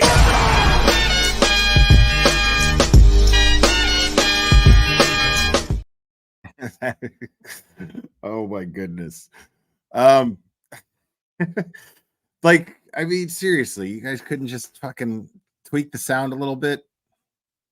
How hard could that? Second trials, when there's any rationale that would justify the verdict of the first trial, the first jury, or the continuation of the first jury's deliberations, is whether or not, now that we have evidence that the jury was not at an impasse, 4 jurors reached out to defense counsel.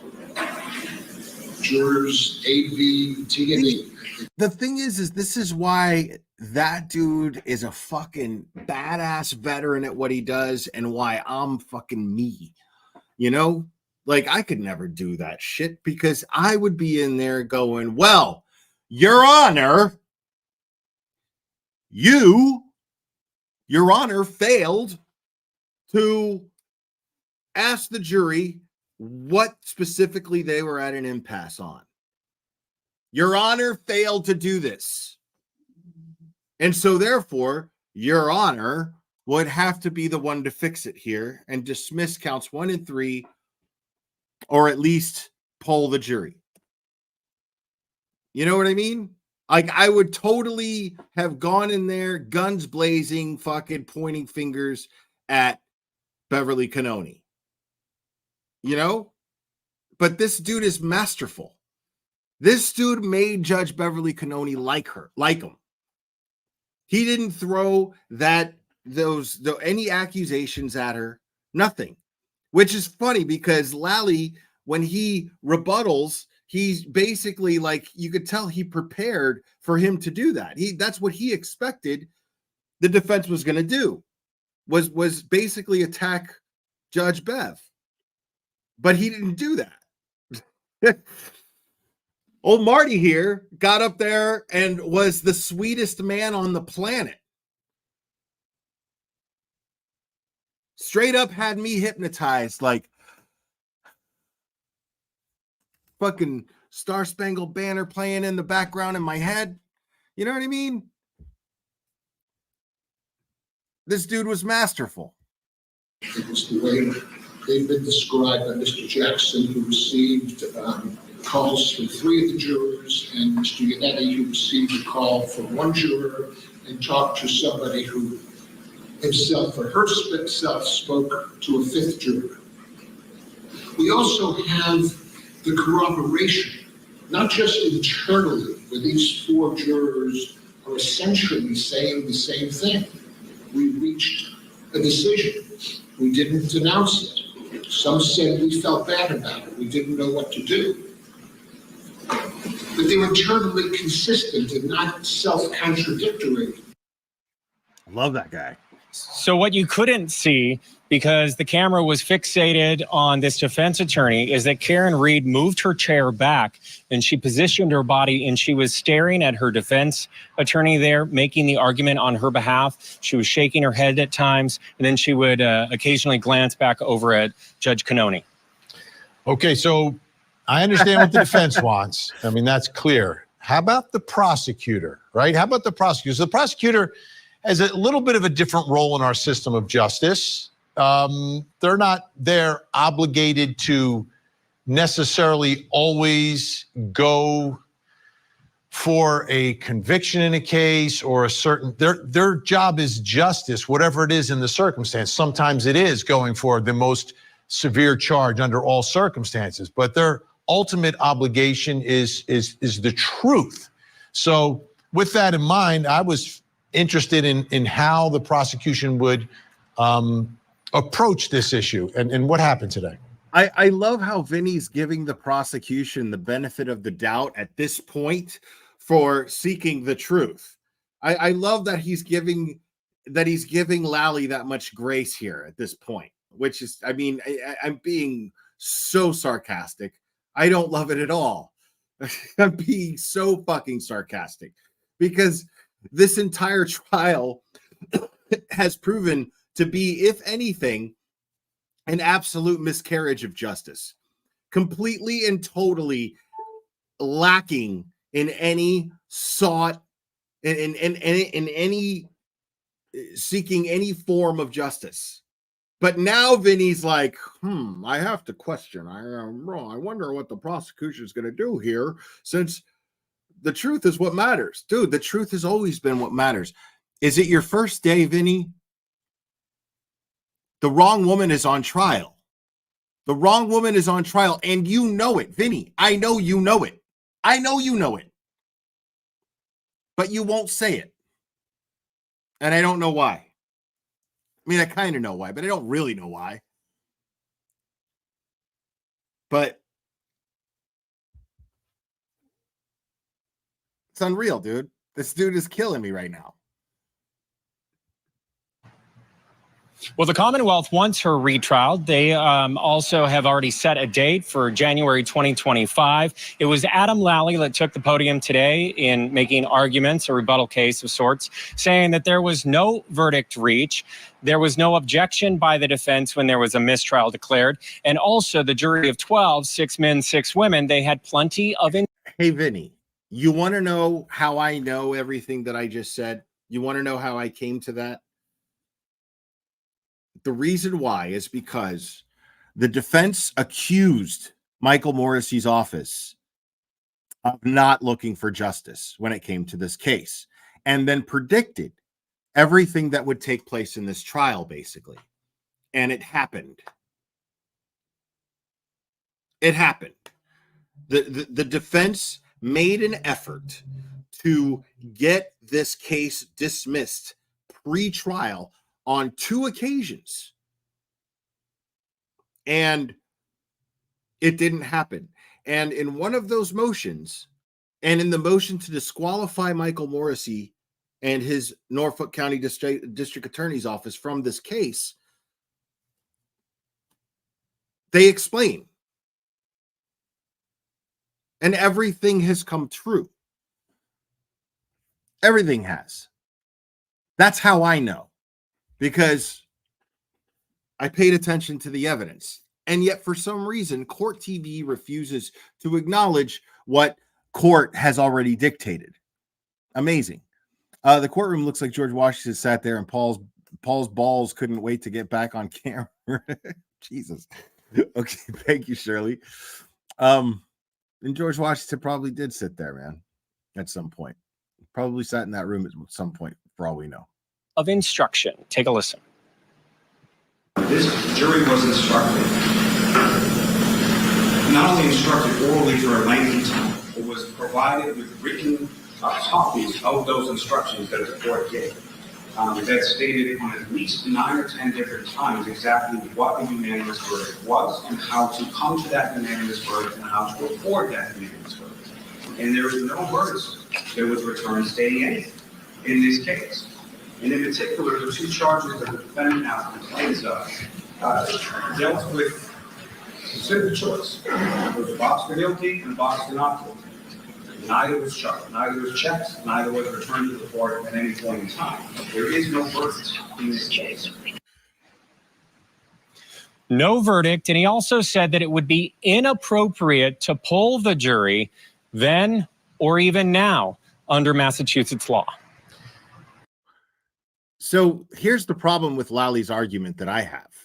I'm not a lawyer, but the problem that I have with Lally's argument here is he's saying that you shouldn't poll the jury, and his argument is, well, no boxes for guilty or not guilty were ever even checked. Jury did not reach a verdict.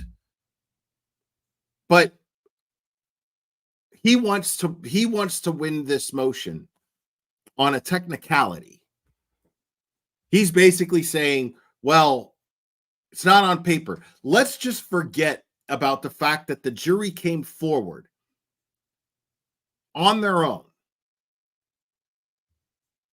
reported to both my office, reported to the defense, and said, hey, something's not right. You know, we're coming forward. We're here to tell you, and we'll testify if we have to, that on counts 1 and 3, the most serious charges of Karen Reed, we all unanimously agreed that she was not guilty. That's really important. So important that we have to come forward and let you know. Right? He wants to completely just disregard that and think that for some reason it's a better argument. Well, they didn't check the box, though. because they didn't check the box, Your Honor. Well, too bad, so sad. They missed their chance. Mistrial. Let's go. Let's do this again.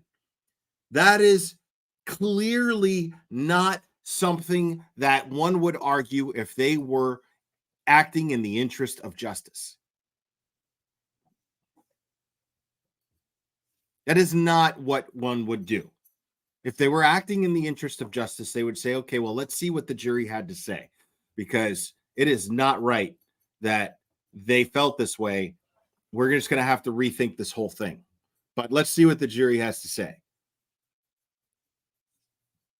That's what somebody who's actually seeking justice would do. But he wants to completely disregard and discredit this jury. Lally wants to just be like, fuck this jury. They don't even exist anymore. They might as well never have, because they didn't vote on a piece of paper. They didn't check the box. Period. That's it. Done. And then you've got Fanning, who dismisses juror number 3, and juror number 3, as Turtle Boy reported, and I can attest to this, was very, very, very obvious as far as her reactions to certain things that were happening in that trial. There is no way that she was going to vote guilty on anything. She was catching what the defense was putting down. Every single thing that I saw. And Turtle Boy was there consistently almost every day. And he reported this. And he reported it in real time. He tweeted it in real time. So Fanning, who was involved in the investigation into Karen Reed, who is also there when they falsely charged and arrested Turtle Boy.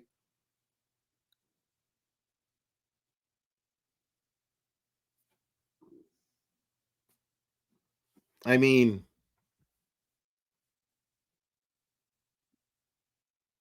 and he's a witness in the trial, yet he gets to be in charge of the jury. He gets any say over the jury. That's amazing. And if that's not screaming corruption to anyone, well, then there's something fucking wrong with you. That's insane. If the defense is trying to prove that this man is part of a absolute miscarriage of justice, an investigation that the integrity of this investigation has been completely destroyed. If this is the argument, the defense's entire defense was destroying the integrity of this investigation, and Fanning is one of the investigators, yet he has say over the jury. Explain how that's in any way in the act or interest of justice. It makes no sense. And I understand the case law in Massachusetts. Sometimes things need to change. This makes our system look really bad that no one apparently, I don't know if it's no one, but we'll see how things turn out here. But the way the law is set up, it's like the law doesn't even want to know what went on there. They don't want to know. They don't want to. It's like someone not admitting a mistake. And the mistake, I'm not saying the mistake is the judge. That's how I know Vinny fucking knows. That's how I know. Vinny knows. Vinny knows that Karen Reed is innocent. Vinny knows that there's fucking corruption going on in this prosecution. He fucking knows it. But he won't say it. But he knows it. You saw how he saved himself? He's like, somebody's not taking responsibility. He knows goddamn well that it was Judge Bev that he was talking about. That he was saying that Judge Bev did not properly instruct the jury to say, where are you at an impasse on? What charges specifically are you at an impasse on? Is it all of them? Or is it one? Or is it 2 out of the 3?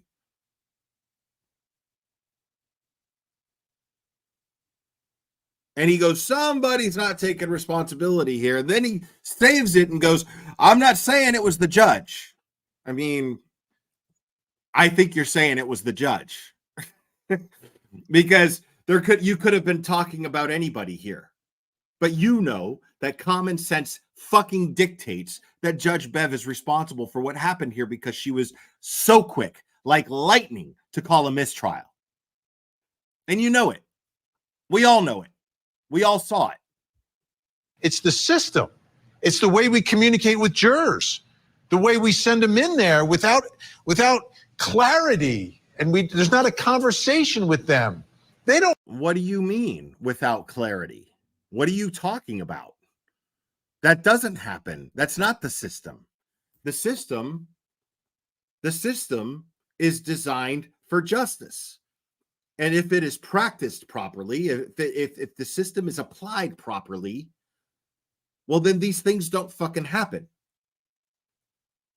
So why are you saying the system, Vinny, when you know the system? You're a fucking correspondent on Court TV. You're an anchor or the equivalent to one on Court TV. You've got a law degree. You know that's not how the system's set up. What do you mean? Of course, everyone has to communicate. There's clear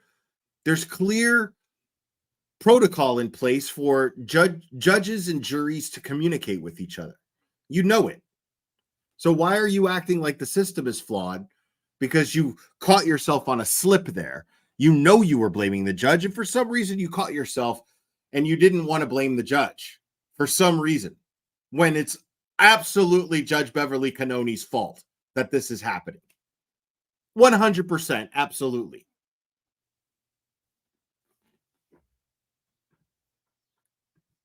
They don't know. A lot of lawyers don't know some of this stuff, for goodness sake. How the heck are 12 people going to know exactly what it means to be deadlocked? What does it even mean? Do they know going in? Do we ask them if they know what it means to be deadlocked? We just give them instructions. They had instructions. Maybe the instructions aren't so good. I'm sorry, Matt. I'm not yelling at you. I'm yelling at our system of justice tonight. It's you know not that. the system So what? of justice. What's going to go on here now with the judge's decision? I'm yelling at the system of justice tonight, not you. The system of justice, and by the system of justice, I mean Judge Beverly Cannoni specifically, but not. It's the system. In all this. Okay, so the big headline after all of this argument today is that there is no decision just yet. Judge Beverly Cannoni is taking the arguments under advisement, will issue a written response at a later time. It was also very interesting, Vinny, to watch her in court today because she kind of leaned back. She must have some sort of relationship with this defense attorney that was arguing. She smiled at him quite a bit. She took a lot of notes to both sides, but she was very engaged. Yeah, and what I understand is this lawyer has a great reputation, super smart. And I know my dad was a judge. My father loved when there were smart attorneys inside the courtroom. That's when I think he appreciated it, and he also, you got to be on your A game. You got to be on your A game, and this guy knows the law, so it's a compelling argument. But I do think it's an uphill battle for the defense in all this. All right, how about the defendant, Karen Reed? I know you will often approach her at times outside of the courthouse. Did you get to speak to her today? I did get to speak with her today. And you know what? This case is unlike any other for a number of reasons, including this defendant is not in custody. And sometimes she does speak to the media. So, of course, I'm going to be asking questions, which I did today when she left court. Take a listen.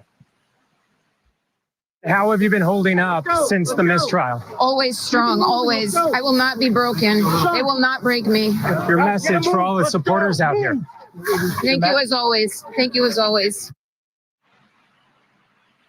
Thank you, as always, to her supporters, which was a growing number outside of the Dedham County Courthouse here earlier today. But then also, I thought it was really interesting how she worded that they will not break me and that I will continue fighting. I'm paraphrasing here, but it was very interesting, the verbiage here. Absolutely. Matt Johnson, always in the middle of it. Thanks so much, Matt. Have a great weekend. When we come back, we'll bring in our Massachusetts insiders, plus coming up next hour. Tonight on Vinnie Politan Investigates, George Torres was locked inside his suitcase pleading for his life while his girlfriend, Sarah Boone, taunted. Yeah, guys, I'll be covering this case as well. That's a case that you're going to want to follow. Him while recording a video. She's now charged with murder and will be representing herself. What will that trial look like? Join Court TV's Vinnie Politan. In every story, in every trial. Personal room. The very serious double jeopardy issue is in the hands of a very experienced Superior Court judge. She will make the decision. We're hopeful she makes it in favor of precluding the re-prosecution of Ms. Reed. We believe strongly in the arguments that you heard made in court today. Martin Weinberg, part of Karen Reed's defense team now, and he's talking about double jeopardy. And, in this country, you can't be tried twice for the same crime. If 12 people find you not guilty, that's it. It's over. You go. The prosecution can't appeal that. It's over. It's done. You move on. And obviously the defense is saying that's exactly what happened with counts 1 and 3, although the jury was apparently confused and didn't know how to communicate that to the court, that we're deadlocked on these charges on count 2, but we are in agreement on 1 and 3. That's the argument they're making. Let's take a listen again to the defense, then the prosecution in court today. The prosecutor has strong evidence that, in fact, the jury was not an impasse on counts 1 and 3. But we don't want somebody who's found innocent once to face the second trial for the very same offense. That's the whole principle and generally of double jeopardy. And this Reed was acquitted. Bring the juries and the judge here for that. Thank you. It's the right thing to do. Thank you very much. Certainly, the Commonwealth nor anyone who wants to try someone who has been acquitted by a jury or retry them from the same. That's not what happened. There was no verdict returned by this jury. Counsel had more than an adequate opportunity to address the court in relation to the declaration of misconduct. And the court did absolutely nothing in finding manifest necessity as the only alternative that could have been employed in that particular case. Polling the jury then, polling the jury now. It's simply not permitted by the rules, it's not appropriate, and therefore the defense motion should be denied. All right, let's bring in our insiders. Joining me tonight, Karen Reed supporter, creator of the Justice for Officer Rocco. John O'Keefe and Karen Reed Facebook page, Nick Rocco. Also with us, criminal defense attorney Joseph Krowski Jr. And finally, the YouTuber behind Yellow Cottage Tales, Kevin Lenahan, is with us. Great to see everyone. I'm going to start with Joseph Krowski Jr. You are the lawyer. You're the master. I would love if Vinny just slipped one day and was like, Plevin Wannelman. Massachusetts lawyer, okay? I understand that the law is going to be really tough here for the defense. Not an easy hill to climb. But if that's the case, doesn't this just make our system of justice look really bad? Like we've got blinders on. We don't want to know what the jury did. We just want to move on and we have no curiosity. And if there's a public perception that 12 people found someone not guilty, they're going to be tried again. Doesn't that make the system, doesn't that create more distrust in our system of justice? Vinny, you're so late. No, not at all. I think you're a little bit off base on that tonight. Here's what happened. Attorneys for Karen Reed, at the time when the jury had reported they were deadlocked, requested a Tui Rodriguez charge. That's the Massachusetts version of a dynamite charge. After that, the jury foreperson sent out another communication that they still couldn't reach a verdict on the charges, and he said it in the plural. At that time, Judge Coney had no decision, no discretion other than to declare a mistrial.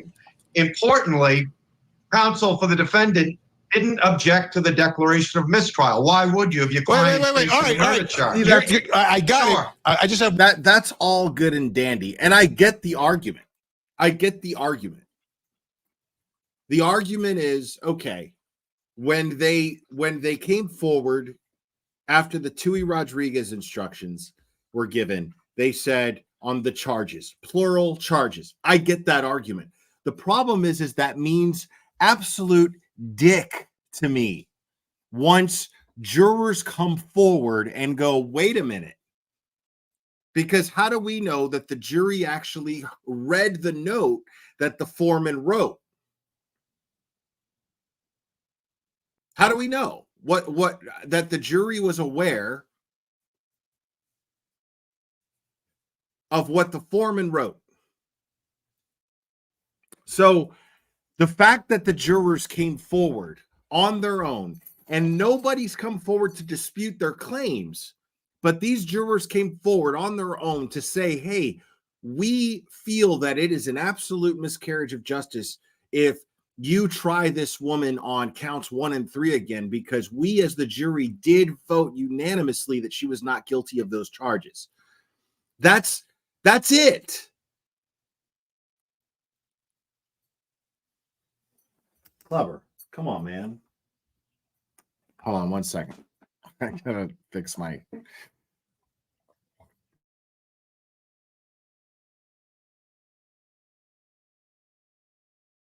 I have to finish this with you, Joseph.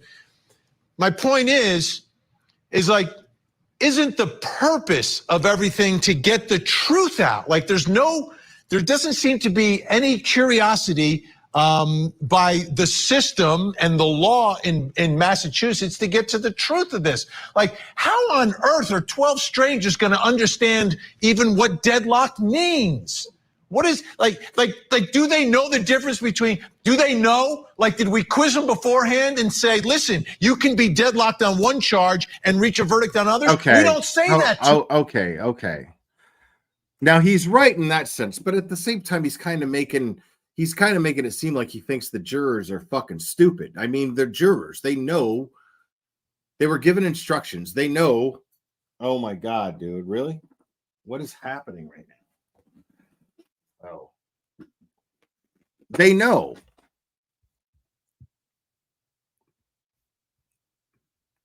Like they know the difference. They know what deadlock means. To them. We don't give them enough information. That's on the system. That's a problem. They've understood it for almost 300 years in Massachusetts until Alan Jackson came into town and tampered with the verdict slips. Isn't that the irony here? I see Nick shaking his head. I've tried too many murder cases to count. They all have lesser included, and I've never experienced a situation like this. Look, you had the foreperson of the jury. He was writing like he was Hemingway or Tolstoy. Obviously, he's an intelligent man. He wrote a letter. A communication. We can't reach a verdict on the charges. Here's what's important. I don't think the district attorney's office, if they know it's 12-0, they have a discretion to review that. But you have to protect the jurors that serve. And judges are loath, and the Massachusetts courts and the statutes are loath, once a jury is discharged, to bring them back. Yeah, that's the problem. That's the problem. We didn't have that problem down in South Carolina. Before this trial. We didn't have that problem in South Carolina. After Murdoch, we brought the jury back. No, but Vinny, you're missing the distinction. You bring them back if there's evidence there was extrinsic, extraneous, improper information that made its way into the deliberation. This is not that situation. There was no verdict in this case. It has to be filed with the clerk and recorded. Look, I understand the equity in this. I understand what the... Okay, this dude's pissing me off. But what's really pissing me off, my background is all fucked up. Whatever is going on with my lights, I can't fix it. Shit's just flickering. Nothing I can do about it. It is what it is. It's a great day today. So here's this dude saying that he's blaming Alan Jackson for tampering with the slips. He didn't tamper with the slips. He didn't tamper with the slips. He was trying to execute clarity. That's what he was trying to do. This dude is out of his fucking mind right here. What Martin Weinberg is doing, but this is just north of impossible of a hill to climb. And I think Judge I get it, but it makes deny this. It's not going to make the system look good. Nick Rocco, what are you thinking tonight? Well, I mean, as far as what Joe said, I don't know as far as when you bring a jury back in. I know once they declare the mistrial, the case is over. But now you have these jury members speaking out. And specifically one today talked to a local news reporter who reported this and said she spoke with other jurors who all said it's pretty simple. If the court wants the truth and they want us to tell them that it was a final verdict of not guilty for counts 1 and 3, they'll bring us back into court. If not, then they don't want the truth. And the number one job of the prosecutor is not to pinpoint who they want to, blame for this. It's to find the truth. And now voicemails and emails are giving Adam Lally the truth. He doesn't want to accept it, and he wants this motion denied, and he wants to try to go at Karen Reed on all 3 charges again, which I think we all can agree that they're never going to get her on murder 2. Leaving the scene, I don't think they're going to get her on that either. Their best chance, which, again, I believe she's innocent, but if the state wants to have a chance at Karen Reed, I think they would want to just go up for manslaughter. Like everybody's been saying, that's what she should have been charged with, just that alone. So I think Adam Lally's making a mistake by trying to bring these 3 charges forward. Kevin, how do you see this tonight? I think that, Vinny, you're making a very compelling point that maybe in the future there might be a way to do this that is a little more cleared in terms of instructions to the jury. I think it's a compelling point, but it's kind of that ship has sailed on this particular trial, and I think there's a problem with trying to bring back the 12 jurors and ask them what they thought back then. See, that's what somebody who is only focused on spinning a narrative would say. Well, that ship has sailed. No, I mean, there's an easy solution to this. I mean, if you're interested in justice, Plevin, if you actually care about justice, then you would absolutely agree to hearing this jury out. If it is up to a jury, well, you have been saying this whole time, it's up to a jury. And just because the jury, somebody who spoke for the jury, wrote charges in plural, well then, I mean, that doesn't mean that the ship has sailed. Now, Judge Bev may decide that, but if she decides that, it's clear that it's not in the interest of justice, especially if jurors, through their own volition, came forward and basically just said that this is a miscarriage of justice if you retry this woman on the charges that we all voted unanimously that she was not guilty of.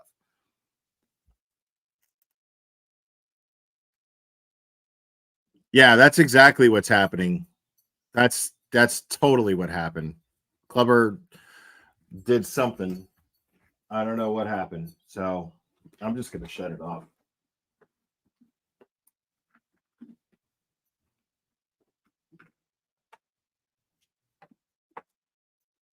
All right. Yeah, my sign's dead. That's fantastic. That's just fantastic. So, anyways, it these things happen. And if they didn't vote on it, because they may have been influenced by what they're seeing now, or they may even be more, we've heard this from even a lot of the jurors that have spoken, whether to Alan Jackson or to reporters, they're very much afraid of this mob and what's going to happen in social media. So I don't know how effective that's going to be. And I just want to add something quick, because I try to give something positive when it comes through. The pink crowd today was united with the blue crowd on chanting justice for JJ. And that's a big change on their part. When I was there at the last hearing, they booed the O'Keefe family. So whoever is responsible for that, and I know Nick is always been consistent about calling for justice for JJ and having moments of silence for his family. But I just want to say I appreciate that. So there's something. Who the fuck are you, dude? Like, we say this shit for the reason that we just simply want justice for John O'Keefe. And if Nick Rocco, leads a moment of silence for it, it's because he just simply respects John O'Keefe. And if people engage in that moment of silence, then that's because they want justice for John O'Keefe. The problem is, Plevin, is you're sitting here and you're talking as though you you all are all for justice for John O'Keefe. But when you are ignoring the fact, when you are supporting the very people who cost John O'Keefe justice, and those are the investigators in Michael Morrissey's office, make no mistake about that. And one of these days, Plevin, you're going to come to that reality that you're not going to be able to escape from it. You're not going to be able to talk your way around it. You're not going to be able to hide from the very fact that the only people responsible for costing John O'Keefe, Officer John O'Keefe, justice are the investigators tasked with the responsibility of getting him justice. And the powers that be that they worked under that were tasked to getting him justice. That's it. So the fact that you're supporting those people means that you are not actually in support for justice for John O'Keefe. It can't be done. It's impossible. Can't do it. You can't do both. Diane G, thank you for gifting the memberships. So if you're supporting the Massachusetts State Police as far as this case goes, and if you're supporting Michael Morrissey's Norfolk County District Attorney's Office as far as how they conducted their investigation in this case, well, then you're not in support of justice for John O'Keefe. You're just not. It's impossible. Can't be. Something we can all unite about that. Yeah, and when we come back, we're going to talk more about that scene outside. Our guests, our insiders are staying with us. But Kevin's right. What is seen outside? This case is different. I still think the big problem, though, is we've got to get the public to trust our system, and our system needs some common sense. And I don't know if putting blinders on makes us trust it more.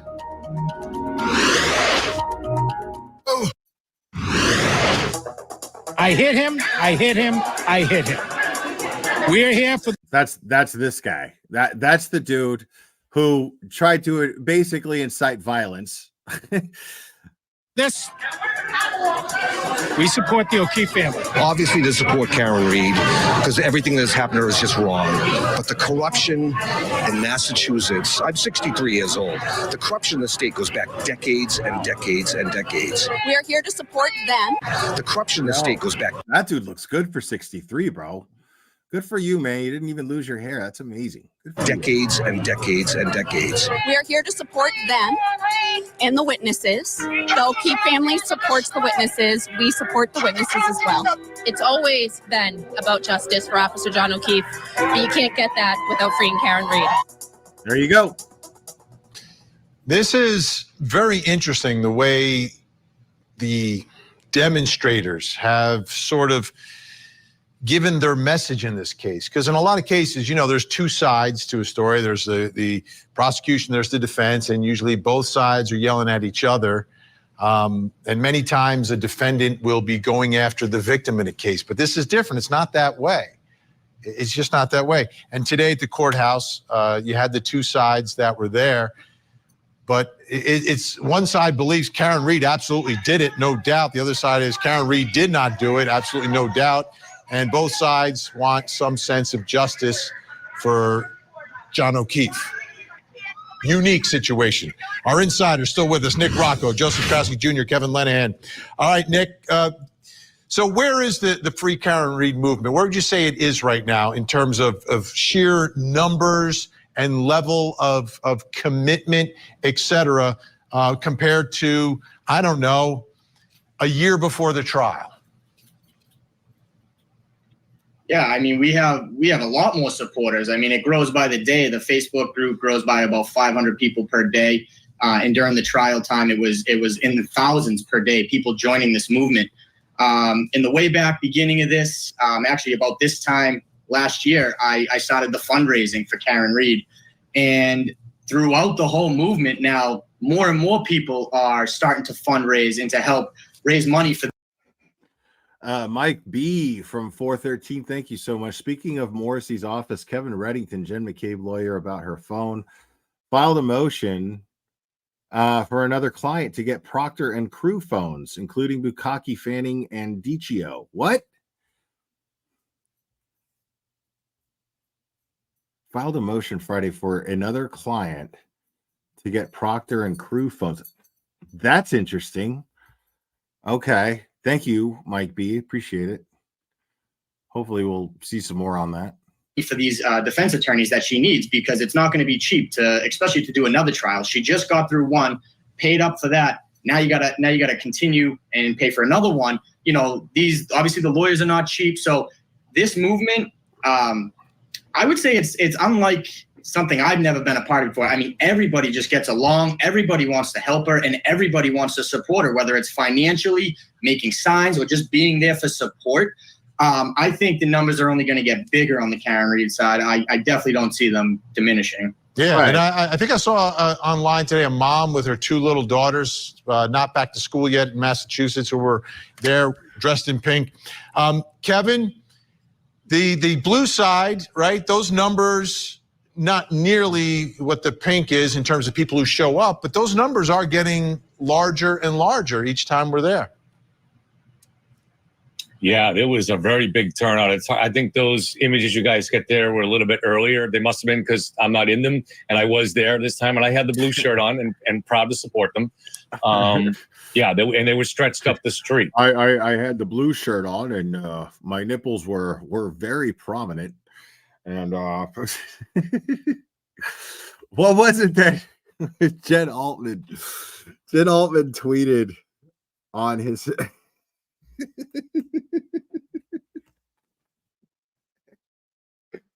what was the word that she used? She was talking about his nipples and what they were doing. She used a verb that she made up, but it was the funniest goddamn fucking word in the world, and I laughed hysterically when I read the tweet. And I can't remember what it was. Boinking, there it is. Yes.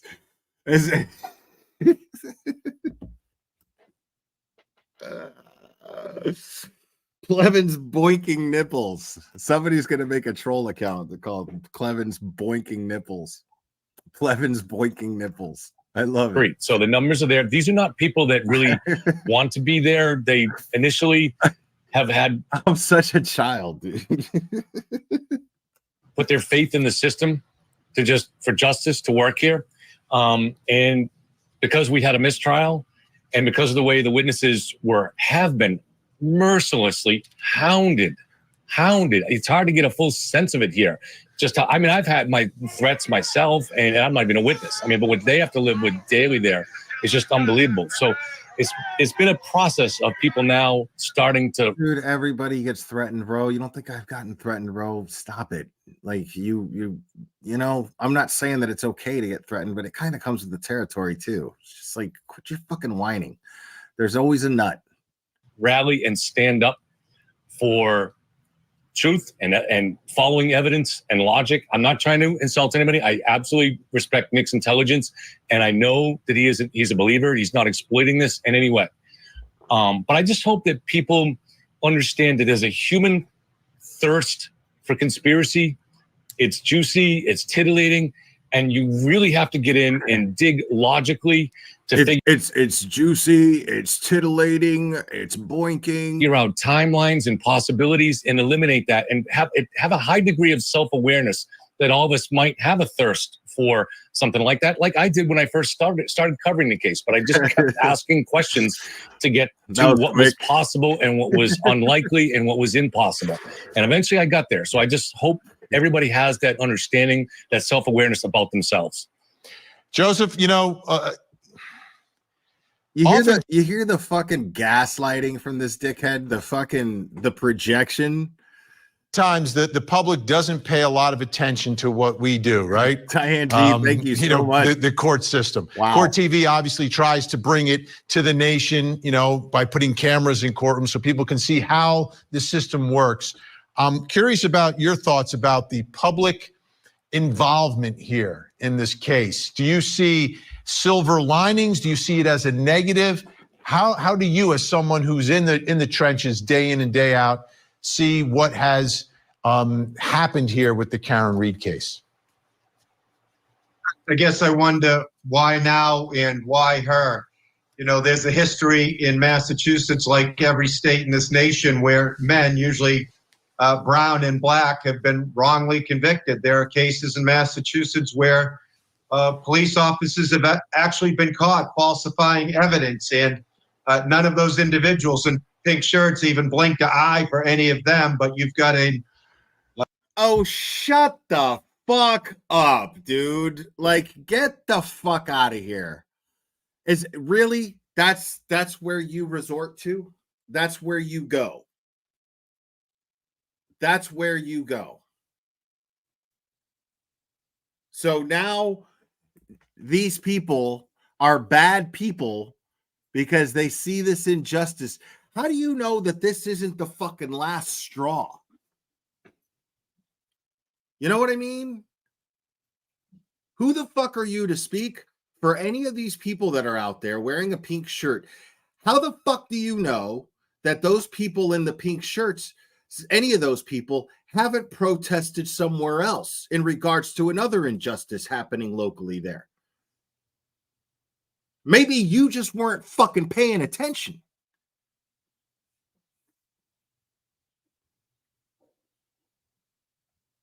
Maybe that's you. Maybe you weren't fucking paying attention. You don't know what the fuck these people have done and what they've sacrificed in their personal lives. You have no idea. So shut the fuck up. Attractive, suburban, white female, and all of a sudden she's being held up as a role model. Look, I wish her no ill will. The one thing you're not talking about tonight, if you trust the information, the reliability of the information coming in from that jury, they were not guilty on counts 1 and 3, which means they believe she didn't intentionally hit him and didn't know she hit him. But 75% of those jurors, 9-3, believe that while she was drunk, she hit and killed John O'Keefe. So look, to each his own. I'm not going to teach someone parenting, but to bring your young kids to that, to hold them up. I mean, civic engagement is a terrific thing, but this has morphed into something else. The SUVs. No, it hasn't. No, it hasn't. No, it hasn't. This hasn't morphed into anything. It's exactly a perfect fucking great lesson for a kid in the summertime as a civics lesson. This is the best possible civics lesson you could give a kid. I said this months ago to Tom CPU. Months ago. This is the best civics lesson you could give a kid. Now, me personally, because it's the internet, I prefer not to show a kid that's out there. I will try my best to take the visual off of what people out there are showing. That's just my preference. But I don't think anything negative about any parent that brings their kid out there and sets the example for them that if you believe in something, you stand up and you speak on it. You let your voice be heard. And you do it respectfully. You do it with class. And that's exactly what these people have done. I'm not trying to tell anybody how to parent. No, but you're calling them bad parents. Because on one side of your mouth, you're sitting here accusing these people of being unruly and being nutty. So, no, it's the fact is that these people have all consistently behaved in a very classy and very civilized manner, have expressed their First Amendment right in a very peaceful, with leadership. You have Turtle Boy saying, "Hey, if you can't be out there and just speak your and just behave yourself without engaging in fuckery, then don't come out here." I've heard him say that. I've heard Rita Lombardi lead and set an example. Scott McGinnis is out there setting an example every single time. You got Dana, Tracy, Paul. All of these people are out there every single time behaving in a very, very respectable manner and respectful manner. And for a kid to see that is a great lesson. It's a great lesson to teach a kid on how to be a good American. And it's a great lesson to teach a kid on how to stand up for themselves and stand up for what they believe in. Especially if they're going to work a job where they got to pay taxes one day. This is how you get shit done. It's a great lesson for kids. This has morphed into something else. No, it hasn't. No, it hasn't. The fake security guards with their black shirts, the pom-poms. I find it to be the silly season outside at this point. Nick, do you see at some point, I believe at some point, it may not be for a couple of years, I don't know, this case will be over in some sense. Do you see the people who were involved in the Karen Reed case picking up other causes, other injustices that they believe are happening at the hands of the government, whether it's the prosecutor? Dude, Turtle Boy's been doing that. And what the fuck do you think we're talking about the Sandra Birchmore case for then, Vinny? Because I know you've covered it. What the fuck do you think we're all talking about that for? Do you think, dude, it's happening in your face, Vinny? Stop acting like you don't see it, because it's happening. And you know it's happening. Prosecutors or local police or something like that. Do you see that as a possible outcome of the experience of the Free Karen Reed movement? Yeah, I think, me being on this side, Kevin being on that side, and other people in this movement as well, I think have caught an interest to what's really actually happening in the state of Massachusetts. Now, I'm 29 years old, so I've never really been involved, like I said, with something like this. So this caught my attention. Now, to Joe's point of, the Free Karen Reed supporters don't bat an eye to somebody of color or someone who may not be attractive when they get wrongfully accused, but you don't have Channel 5, Channel 7, Channel Boston 24. None of these people are out there reporting it. So how are you going to hear about this stuff if nobody's there reporting it? Until you get somebody who's going to step up and say, hey, look, this is what's going on. And if people hear it and they catch an interest to it and they find an injustice, you're going to have blue people out there, purple people, green people, all different colors. But if we don't know about it, we can't stand up for it. All right. Big thank you, Nick Rocco, Kevin Lenahan, Joseph Krasky Jr., our insiders, giving us great insight tonight. We appreciate it. When we come back, I will reveal something else you need to know tonight. Plus, coming up next hour. Tonight on Vinnie Politan Investigate. All right. So I think it's a good time to go ahead and try to wrap this up. I'm sorry about my background, guys. It's going to look like this until another neon comes in. But of course, I'm going to have to order another one. Because only the best for you guys. And so, yeah, that's a little embarrassing, but it is what it is. It's the dangers of having a doggy. A good baby boy. You didn't know any better. My baby boy. Ain't nobody mad at you, buddy. Thank you guys for hanging out with me today. You guys are absolutely fantastic. Thanks for listening to me talk about my my experience with anxiety today, which is an interesting thing to talk about. It's not something I talk about a lot, but thanks for hanging out with me. I don't think I gotta say, at this point, with everything that's going on, you've got to be a fucking idiot if you actually question Karen Reed's innocence at this point. Because remember, she's innocent until proven guilty. Remember that? Does anybody remember that that's how the justice system works? So, I mean, it's amazing to me that there's absolutely no evidence to indicate that Karen Reed is guilty, and yet there are people that are oh man, I'm still not sure, dude. Like, she's absolutely innocent. There's so much evidence to indicate that she's innocent. There's so much evidence to indicate her innocence that outweighs the idea that she's guilty. Mind-blowing. Like, you've just got to be an ignorant fuck. Like, that's it. Like, at this point, you're just an ignorant fuck if you are not convinced that Karen Reed is innocent. Like, it just, that's what it boils down to. It's amazing that anybody still questions her innocence after everything. It's amazing. Anyways, guys, thank you guys for hanging out with me. And guys, make sure to hit the like if you haven't already. I really appreciate it. And man, you guys were so generous today, man. Like, a lot of gifted memberships. That's amazing. So I'll try to think of a members only stream to do pretty soon. Just for you guys as a thank you.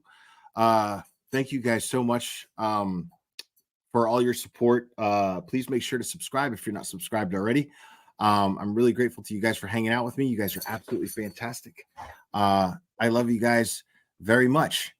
And we will do this again very soon, my friends.